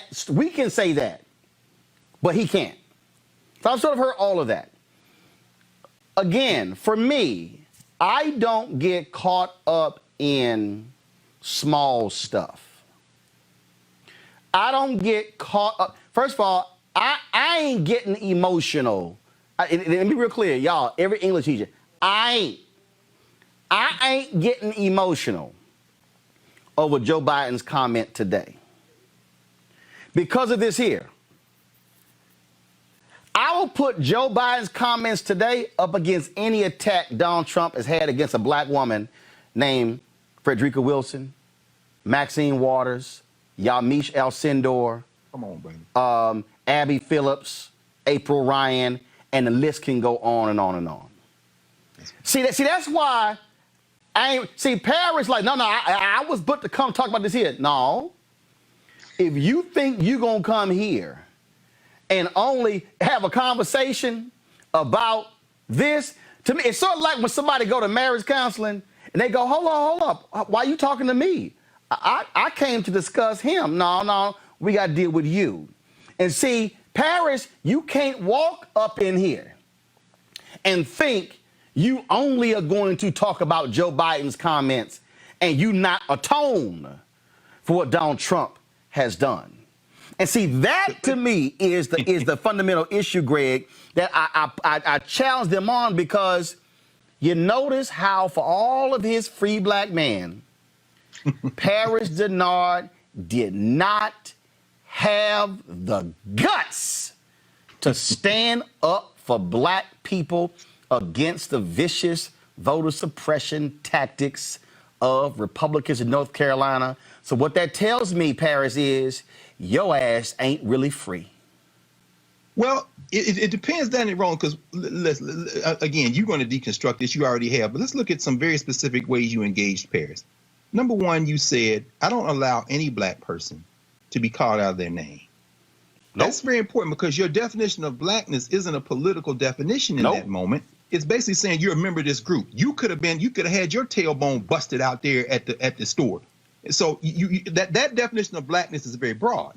Joe Biden is signifying really almost on a political blackness. When he says you ain't black, he's saying You don't understand what's at stake here. And again, Joe Biden is a flawed candidate. In the primaries, as far as I'm concerned on policy, Warren was better, Sanders was better. The millennial vote was supposed to be supporting supporting Sanders, but we see that it only came out about a fifth of the electorate. Again, a challenge we have. But Biden was using black in a political sense, I'm convinced, even though he was using it phenotypically too. But but the other thing you did with Paris is you challenged him on this question of morals. Let me go back to Woodson. Woodson says also, it has been said that Negroes do not connect morals with religion. The historian would like to know what race or nation does such a thing. Certainly the whites with whom the Negroes have come into contact have not done so. Meaning what? In America, religion is a cultural and political weapon. The white extremists use religion as white nationalism. That's why Ralph Reed can do that. But by you asking Paris to clarify whether he support what Ralph Reed said, you're forcing Paris into a position where he's going to have to make a moral choice. Rather than make a moral choice, Paris made a political choice, finally leading to what you exposed. There are no morals in politics for some people. They do not equate morals with political behavior. So at the end of the day, whether it be Joe Biden trying to win an election or Paris Dennard trying to get a check, they're going to separate morals from politics to get what they want. And that's why, Amisha, the moment they try to bring that up, you got to atone for your own stuff. You got to see, I ain't even hit Paris with the fact that one of the first things the Republicans did after Trump was sworn in was they overturned the rules that Obama put in place that targeted discrimination against black people when it came to buying cars. When Maxine Waters said, "I will not yield," y'all seen that speech? That was what they were debating on the floor. And guess who signed it into law? Donald Trump. See, so the moment Paris threw out morals, that's when I was like, oh, now y'all want to have a moral conversation. Come on. It's just going to always be difficult to have a moral conversation when you have a president who doesn't care about how he talks to people, when you have a president who doesn't exhibit any bit of morality, choose when they will have morals and when they will not. And I saw how he kept deflecting, going back to infanticide, which, by the way, it's not a function of the Democratic Party. A woman having the right to choose is not infanticide. So I'm glad that you tagged him on that. But it was also one of those things where he had a really hard time answering the most pertinent questions. When you asked him the one about religion, I thought that was a very pivotal moment where he could have stepped up and said something. Because you can be religious, you can be Christian, you can be dynamic in the church, and you don't have to be someone who supports a specific candidate. Anyone who ties something to that is going to have, it should be listed as problematic. Donald Trump, Amisha, don't forget, Donald Trump challenged American Jews on how y'all supporting them when I stand with Israel. Same thing. He literally said, you ain't really Jewish if you opposing me. But exactly. I ain't hear much about that. See, Joseph, this is what happens when you walk down that aisle. Then we got to deal with your stuff. And see, I ain't got no problem dealing with Joe Biden and his stuff. Right. I ain't got no problem dealing with Trump and his stuff. But I am smart enough to stand back and say, all right, I got a 73-year-old white man and a 77-year-old white man. I got I guess he a Republican, and I got a Democrat. I know what you said. I know what you said. I know what you've done. I know what you've done. I now got to say, for my 13 nieces and nephews, which one of you are going to put policies and people in place that are going to have either a positive or a negative impact on the future lives of my 13 nieces and nephews and their children's children? And I can tell you right now, with all that Trump has said and all that Biden has said, it damn sure not going to be Trump. Well, and even if you strip out the rhetoric, okay, watch what they do, not what they say. If you're talking about Donald Trump, stripping away protections for discrimination in car buying, a COVID-19 crisis where black communities are hit twice as hard on some levels as white communities, an administration that does not hesitate to stand with white supremacists. I mean, it's clear, and that's part of the issue here, is that they're delineating a clear choice. And on some level, I think that the whole ginned-up controversy about Joe Biden is more for white people than it is for black people. I mean, because black people know the deal when it comes to the Republican Party. It's very clear. 88% or north of 80% supporting Joe Biden, south of 5% supporting Donald Trump. That speaks volumes. And so if that's the case, and if African Americans do know what the deal is, then why bring this up at all? And I think it's for the comfort of white people. I think it's for the comfort of those folks who want to vote Republican, don't want to see Republicans as racist, and are willing to ignore a lot of these issues, except when it comes to these sorts of things, and you can point the finger at Democrats. So that's my takeaway from it as well. And I think Dennard pretty much did a good job of giving the game away on that score. And here's the deal. If I had to measure Obama-era rules when it came to the school and prison pipeline and the discipline of black children, go to my iPad. Go to my iPad. White House scraps Obama-era school discipline guidance. I can go down the line and show you when parents like, oh, Donald Trump has done more for black people than Obama did in 8 years. Who got screwed the most by for-profit colleges? Black people. Who went after for-profit colleges? Obama and Biden. Who then stripped those Obama-Biden rules against for-profit colleges? Trump, Pence. Y'all, if they want to have this conversation, we can have a conversation. But see, Paris also wants to sit here. Oh, nobody has done more for HBCUs than Donald Trump. Trump yesterday, Greg said the HBCUs, they set. When I hear the word, set in Detroit, first of all, as your colleague and our sister Jamel Hill noted yesterday, he stood at an auto plant in Detroit and praised an open racist anti-Semite named Henry Ford. And then sitting at a round table with some more of these folks that they hire, as Richard Pryor might say, a sister said, you should start a HBCU in Detroit.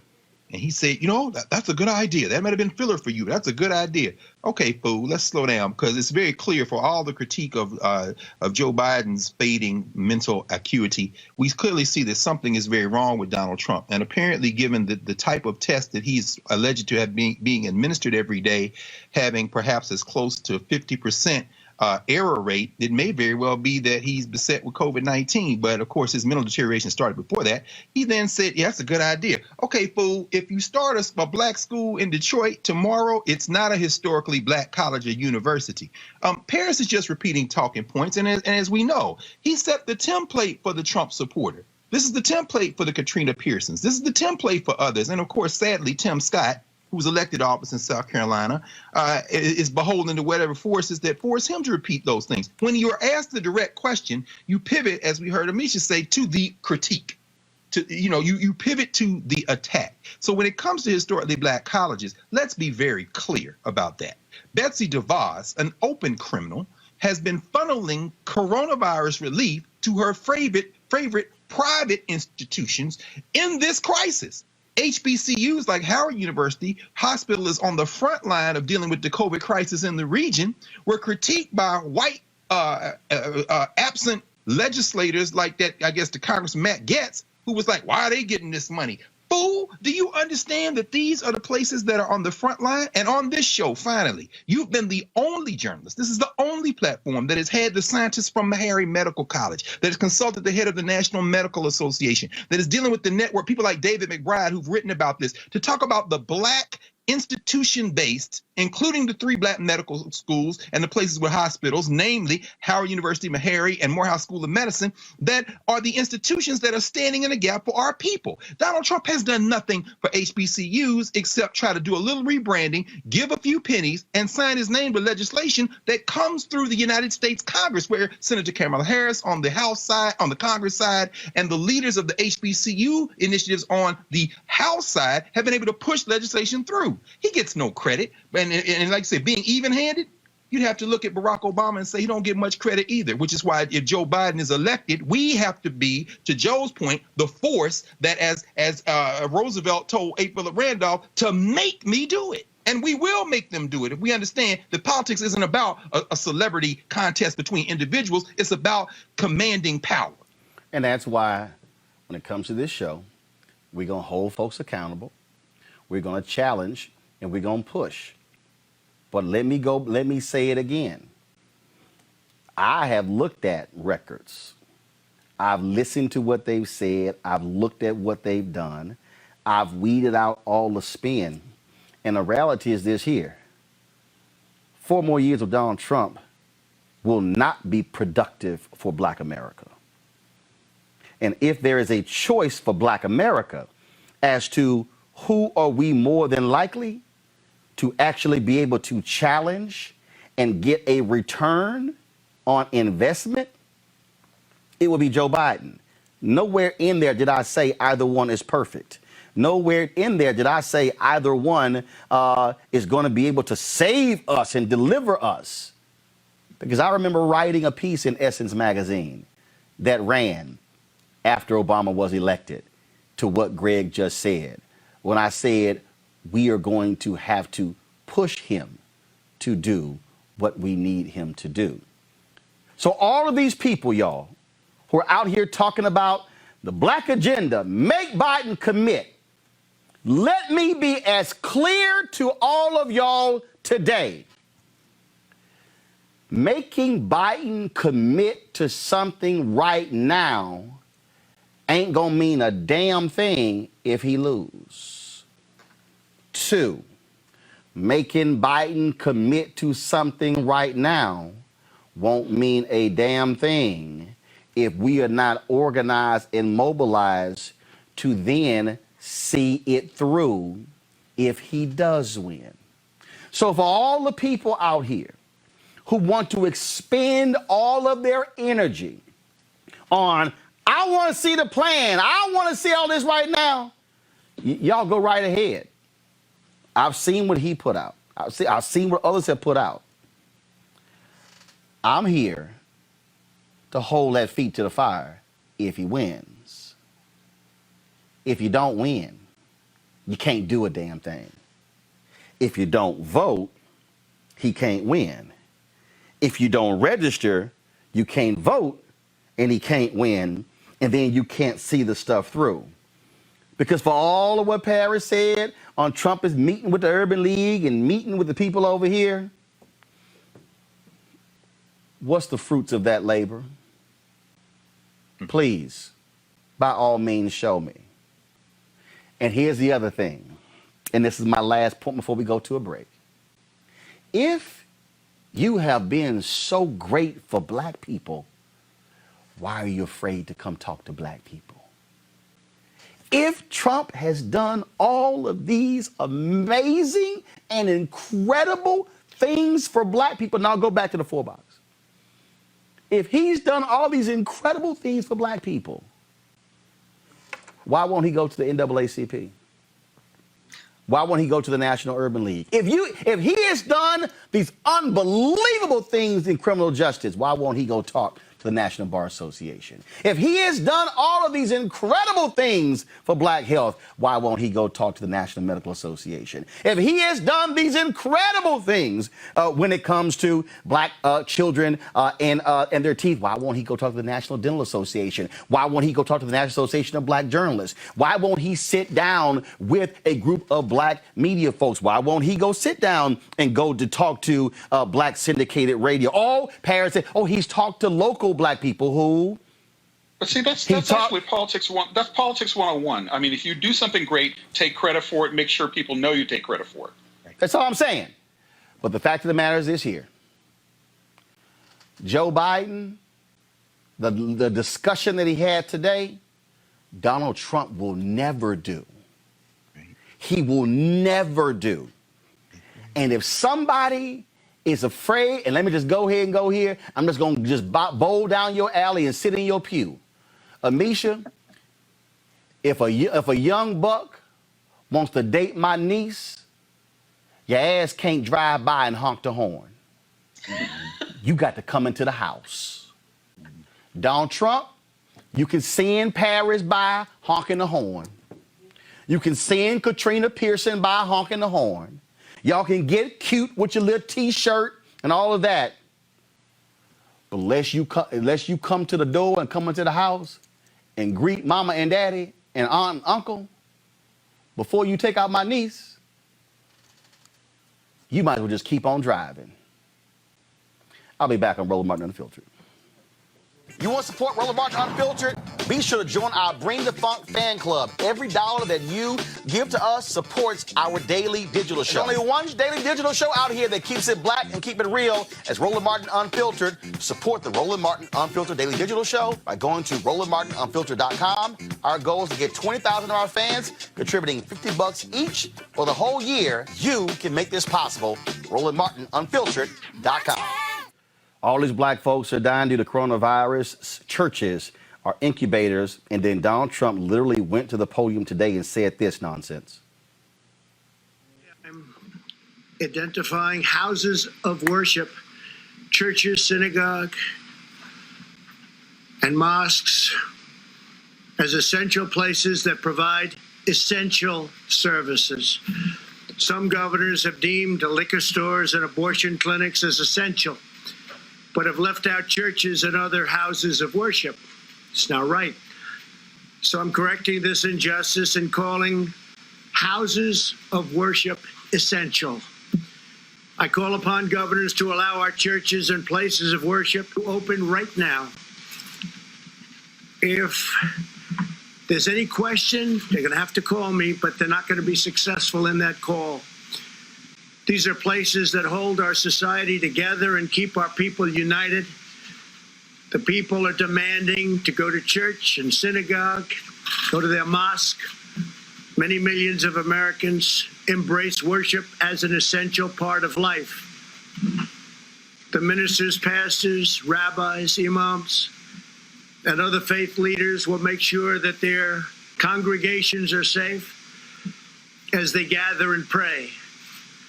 I know them well. They love their congregations. They love their people. They don't want anything bad to happen to them or to anybody else. The governors need to do the right thing and allow these very important, essential places of faith to open right now for this weekend.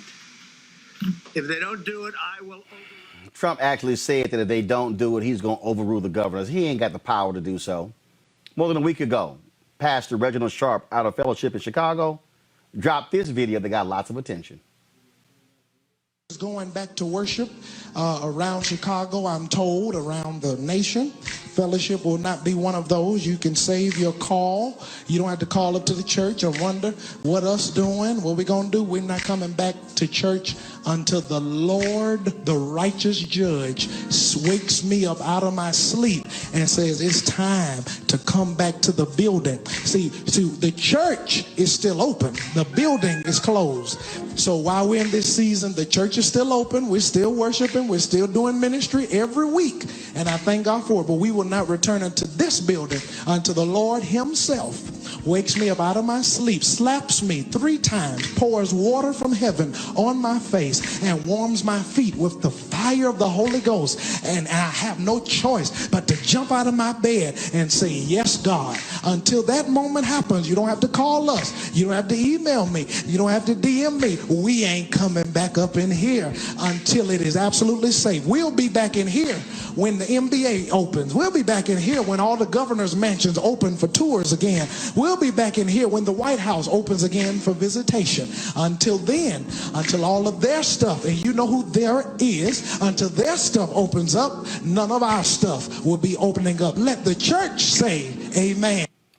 And Pastor Sharp joins us right now, Fellowship Missionary Baptist Church out of Chicago. Pastor, you heard what Donald Trump said today. I mean, just no regard for people. Churches are incubators. We ran a story the other day, a church in Georgia opened up. Yes. Now they're shutting back down because coronavirus spread all throughout the congregation. And it's going to happen in every church and every mosque and every synagogue. It is just completely unwise. I mean, we're the leading country of COVID-19 cases in the world. I'm in Illinois. Our church is in Chicago. We're the third most. We're the third leading state with the most cases in America. So I'm like, why are we doing this? Why are we being presumptuous? And just because the church is, just because the building rather is closed doesn't mean that the church is closed. We can have church virtually. It's time for all of us to reimagine, to pivot, to most of his ministry didn't happen inside of a building. So we need to be outside the church anyway, helping our community, helping our people. So I just let it be known in Fellowship Chicago, I don't care what anybody else does in this nation. We will not be in church on Sunday. Guys, let me know if you can see my iPhone, please. I want to pull this story up, Pastor. It says here, sorrowful black clergy members in churches reeling from COVID-19 losses. At least 33 church leaders have died, according to an ABC News analysis. 33 black pastors are dead due to coronavirus. Wow. Well, I've led families across the grass of cemeteries, and I've done it more than one time this year. And when I tell you, until you understand that feeling, then nobody will understand the passion that I had in that video last Sunday. And now that I see what President Trump has done today, it's almost prophetic, and it's eerily prophetic for me that I said that, because I had no idea that he was going to pander to a portion of his base the way that he's done today. Churches have to have faith and wisdom. And it really makes me sad, man. It breaks my heart, Doc, that you have so many pastors that have faith but are lacking wisdom in this season. You got to have both. Well, and not only that, look, I totally get how churches are being hurt. I get their buildings. I get they have bills, they have staff, their tithes and offerings. But when you have 33 bishops, pastors, and reverends die, when you had that was one pastor back in March had a funeral, 300 people were there, and a number of them got infected. I mean, this thing is real. This thing is impacting us in a unique way. And this is where I say, man, ignore what this man is saying, because it's killing us. So if they want to go congregate, hey, knock themselves out. They can go. Ralph Reed, Franklin Graham, all of them can all go get together. But I've been working with black pastors trying to help them on how to live stream, how to get the word out. But people can still give online. You can still have church. And matter of fact, to be real honest, Pastor, this actually goes back to old school church, where you had Bible study in homes in very small groups, and many churches were born out of Bible studies in home. And so people can use Zoom and Microsoft Teams and Google Hangout and other Skype and other forms to still be able to have worship, have Bible study, have fellowship. Absolutely. We've had virtual Bible study. I did a virtual memorial service. We've had men's ministry, women's ministry, youth ministry, marriage ministry, all on Zoom calls and on Skypes and other things. So it's just no excuse for it, but we have to make sure that we don't put profit above people and worry about finances and put them over our flock. The people will support us as long as we need moral leadership. That's at the core of this. There you go. Martin. We need moral leadership, and that means we have to do what's good for the greatest number of people. And coming back to church on Sunday, rushing to do that, it's not wise.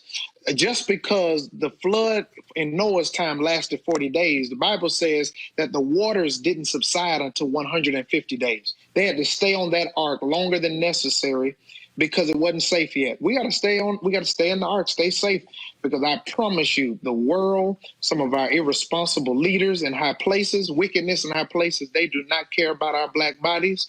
They do not care about our black people or our black communities. And so we have to be leaders in the African-American community that look out for our people. It is not the job of the shepherd to just feed the sheep. We have to fight the wolves. That's a direct quote from my big brother, Dr. Freddie Haynes.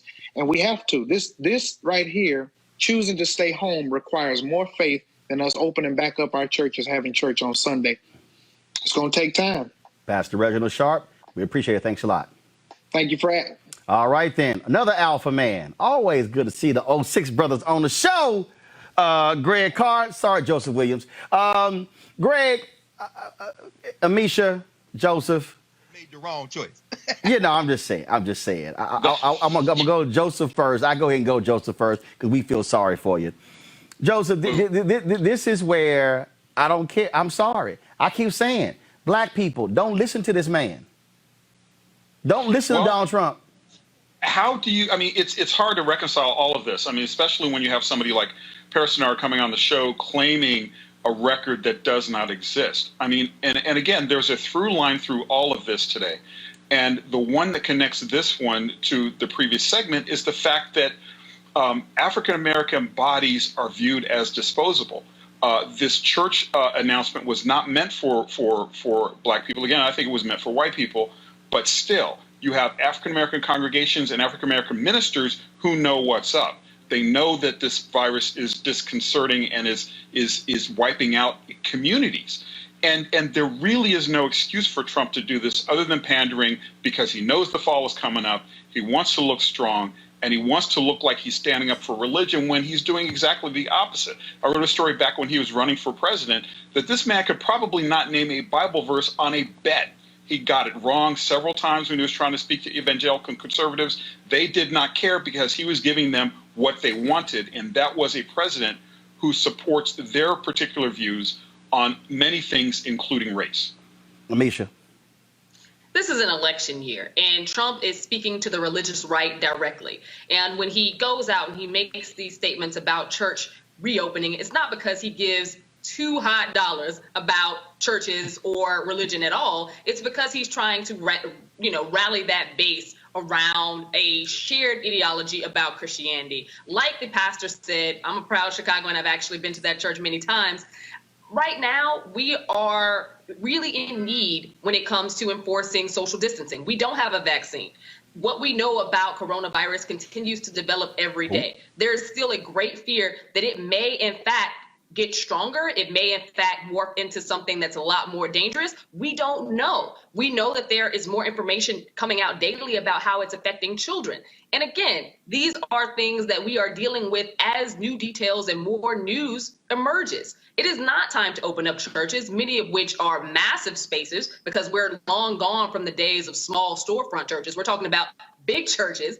We can't have people going into these spaces and putting their lives at risk. We just can't.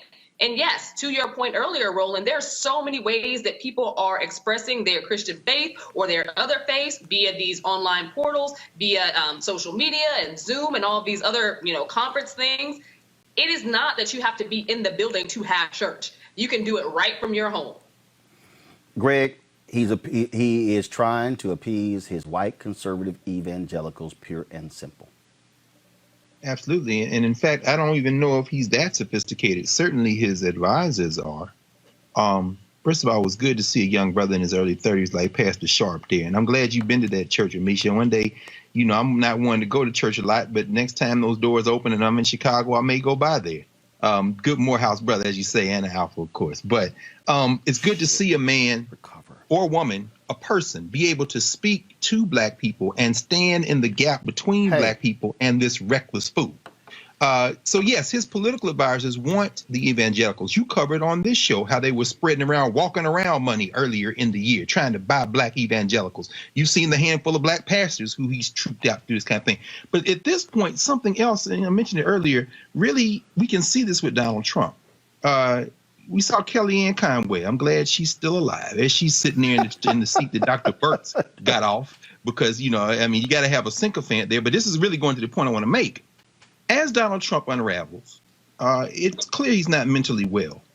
The flights of fancy that he launches into, the idea that he is a monarch, a king, and can somehow give an edict and the churches will open, that somehow if governors defy him, he can somehow override them.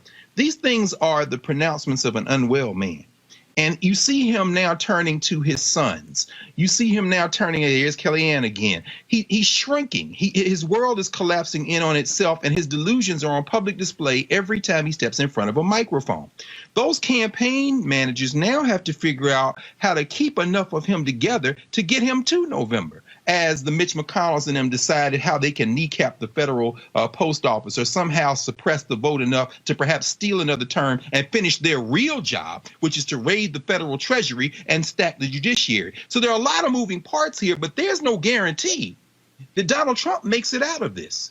I don't mean physically. I don't mean in terms of his physical health. I mean that this man is unraveling in front of our eyes. Every day it just gets worse. So, Roland, I'm not sure what's going to happen even by this time tomorrow when you go on the air in terms of something crazy he's going to say. Bottom line is this here, folks. Don't listen to that man. Churches, y'all need to stay at the crib. Simple as that. I don't care. Pastor is right in terms of how you can use technology. Monday, our alpha brother, Roger B. Brown, pioneering sports journalist in Dallas-Fort Worth, passed away. And on tomorrow, we're going to hold his Omega service at 10:06 a.m. Eastern. And then we're going to have his memorial service at 11 o'clock Eastern. We're going to be live streaming it on our platforms. He was my dear friend.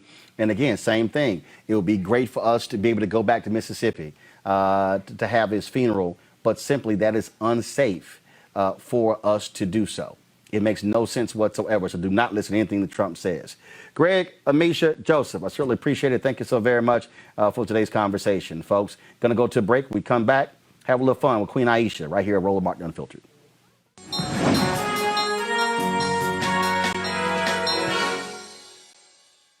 We can face this pandemic head on. We can do what it takes to protect our families and our communities. Together, we can get our economy moving again, but not without the tools and resources we need to get the job done. To win this fight, it is going to take a public service army. Don't let Congress fire the frontline workers who can save us. Text FUMD to 237263 to tell Congress to fund the front lines. All right, y'all. It's first of all, we got some breaking news. Patrick Ewing, of course, Hall of Famer and head coach of Georgetown, has tested positive for COVID-19. And so that story just coming in. And so we'll be following that. The school announced it. He's under care and isolated at a hospital here in Washington, D.C. And so we certainly will be praying for him. All right, folks, every Friday, Wednesday and Friday, we have a little fun with a comedian. This Friday, we want to talk to one of my regulars back from my TV One Days, Queen Aisha. Queen, what up? What's up, Roland? Yes, you're still very loud. You're still very loud. And they said when you talk loud, then you spread it if you got it. So that means just be quiet. Don't say nothing. Whatever. Don't start. Don't start. What's up? So how you been dealing with all of this coronavirus stuff? Well, first of all, I am healthy, my family as well, and I got snacks on deck, so I'm good. Well, you got snacks? I got snacks on deck. Oh. I'm eating and stuff is socially distanced in my bras, my pants, but we making it. God is good. You got snacks in your bras and your pants? I ain't say I got snacks in my bra. I said they socially distancing. Oh, okay. I was trying to follow where we were going with that. I was like, okay, I'm not quite sure where we're going with that. Don't do it. What? No, I mean, I wasn't sure where we were going with that. I don't know. So where are you? You in LA? You in Atlanta? You in DC? I'm in Atlanta. I thought you had moved to LA. Roland, I saw you here in Atlanta a year ago. Oh, damn, that's right. Yeah, but you could have been visiting. No, I'm here. I've been here almost 3 years. Oh, really? Yeah.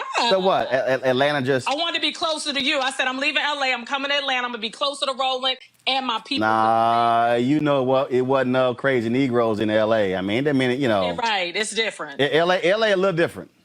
It's a lot of different. So you need to be with Dirty South, right? Exactly.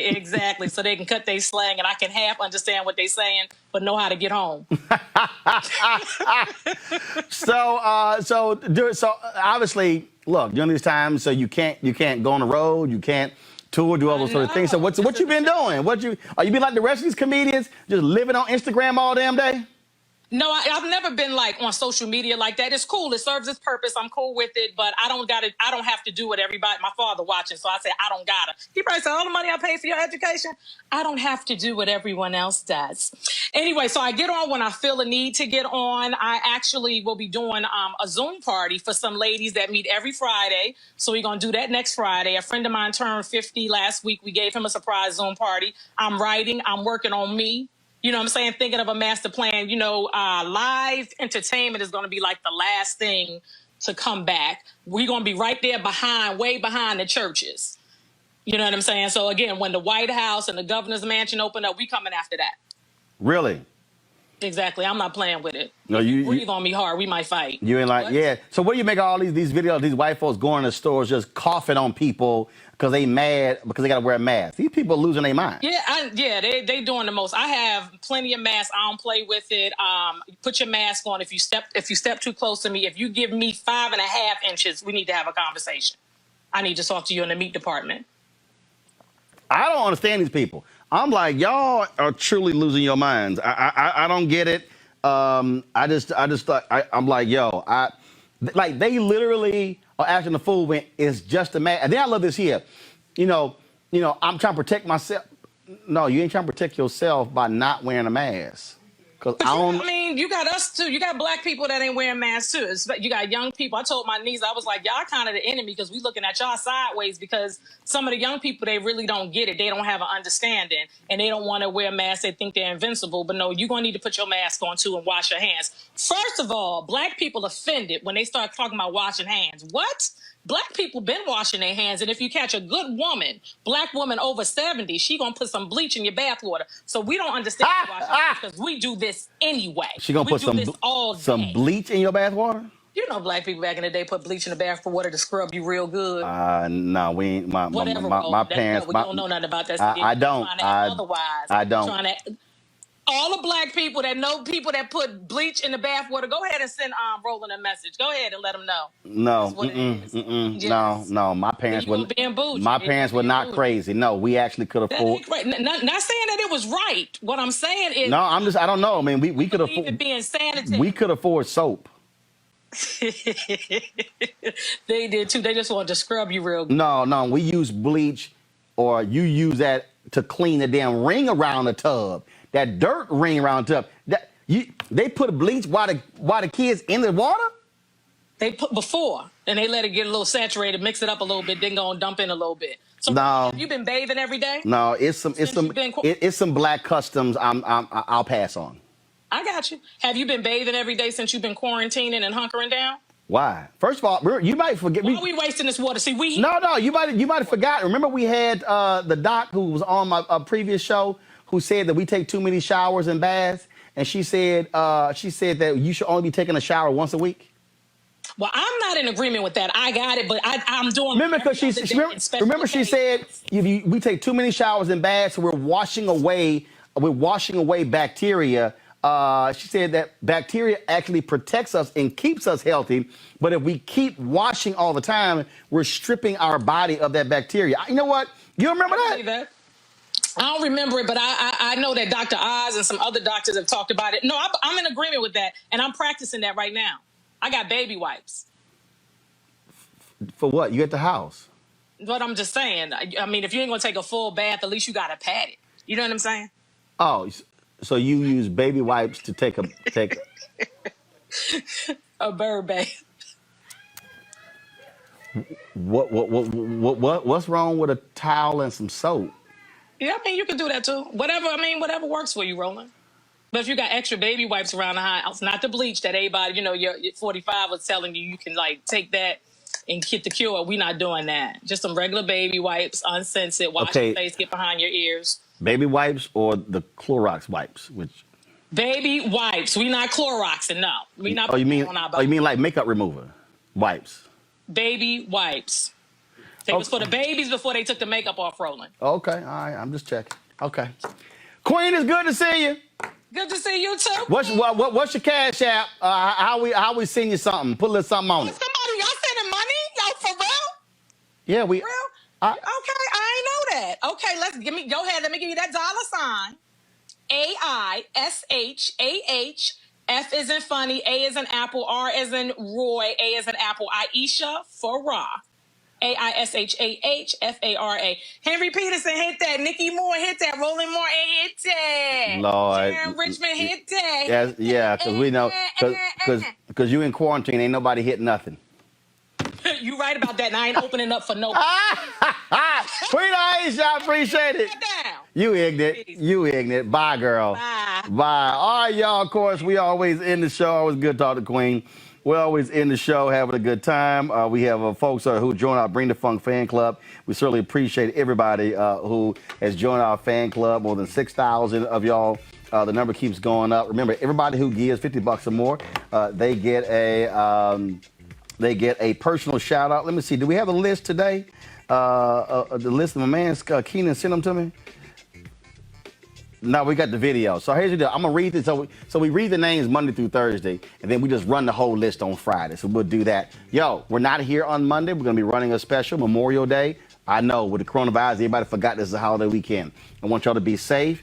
Do not do stupid stuff. Don't you go to church. Don't be out there congregating with people. I don't care what the rest of these people do, because I'm not trying to read another story of black people dying of the coronavirus. We already got more than 95,000 deaths in this country. We're about to hit 100,000. I want our people I want us to be safe. Everybody, but especially our people. I want us to be safe. All right. I'll see you guys on Tuesday live. Roland Martin Unfiltered. Holla!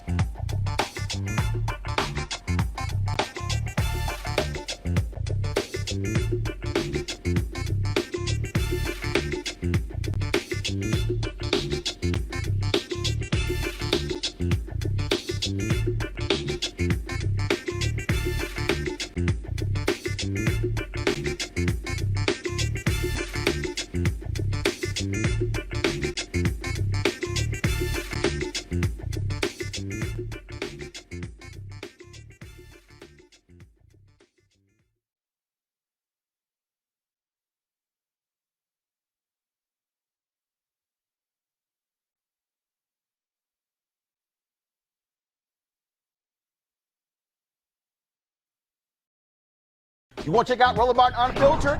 YouTube.com/Roland S. Martin. And subscribe to our YouTube channel. There's only one daily digital show out here that keeps it black and keep it real. It's Roland Martin Unfiltered. See that name right there?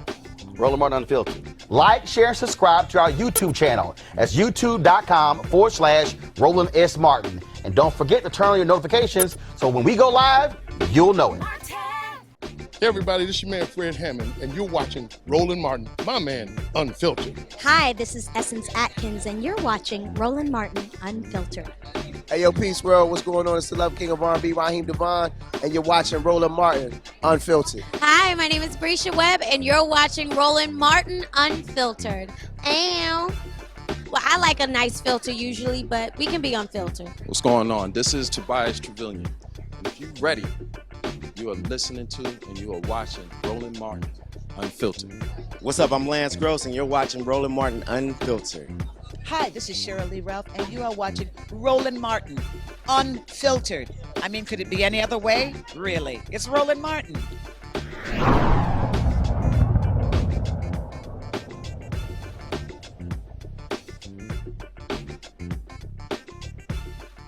You want to support Roland Martin Unfiltered? Be sure to join our Bring the Funk fan club. Every dollar that you give to us supports our daily digital show. There's only one daily digital show out here that keeps it black and keep it real. As Roland Martin Unfiltered. Support the Roland Martin Unfiltered daily digital show by going to RolandMartinUnfiltered.com. Our goal is to get 20,000 of our fans contributing $50 each for the whole year. You can make this possible. RolandMartinUnfiltered.com. Hey fam, want to check out Roland Martin Unfiltered? The blackest show on all of digital, cable, and broadcast. Check out our audio podcast. There's only one daily digital show out here that keeps it black and keep it real. As Roland Martin Unfiltered. Press play.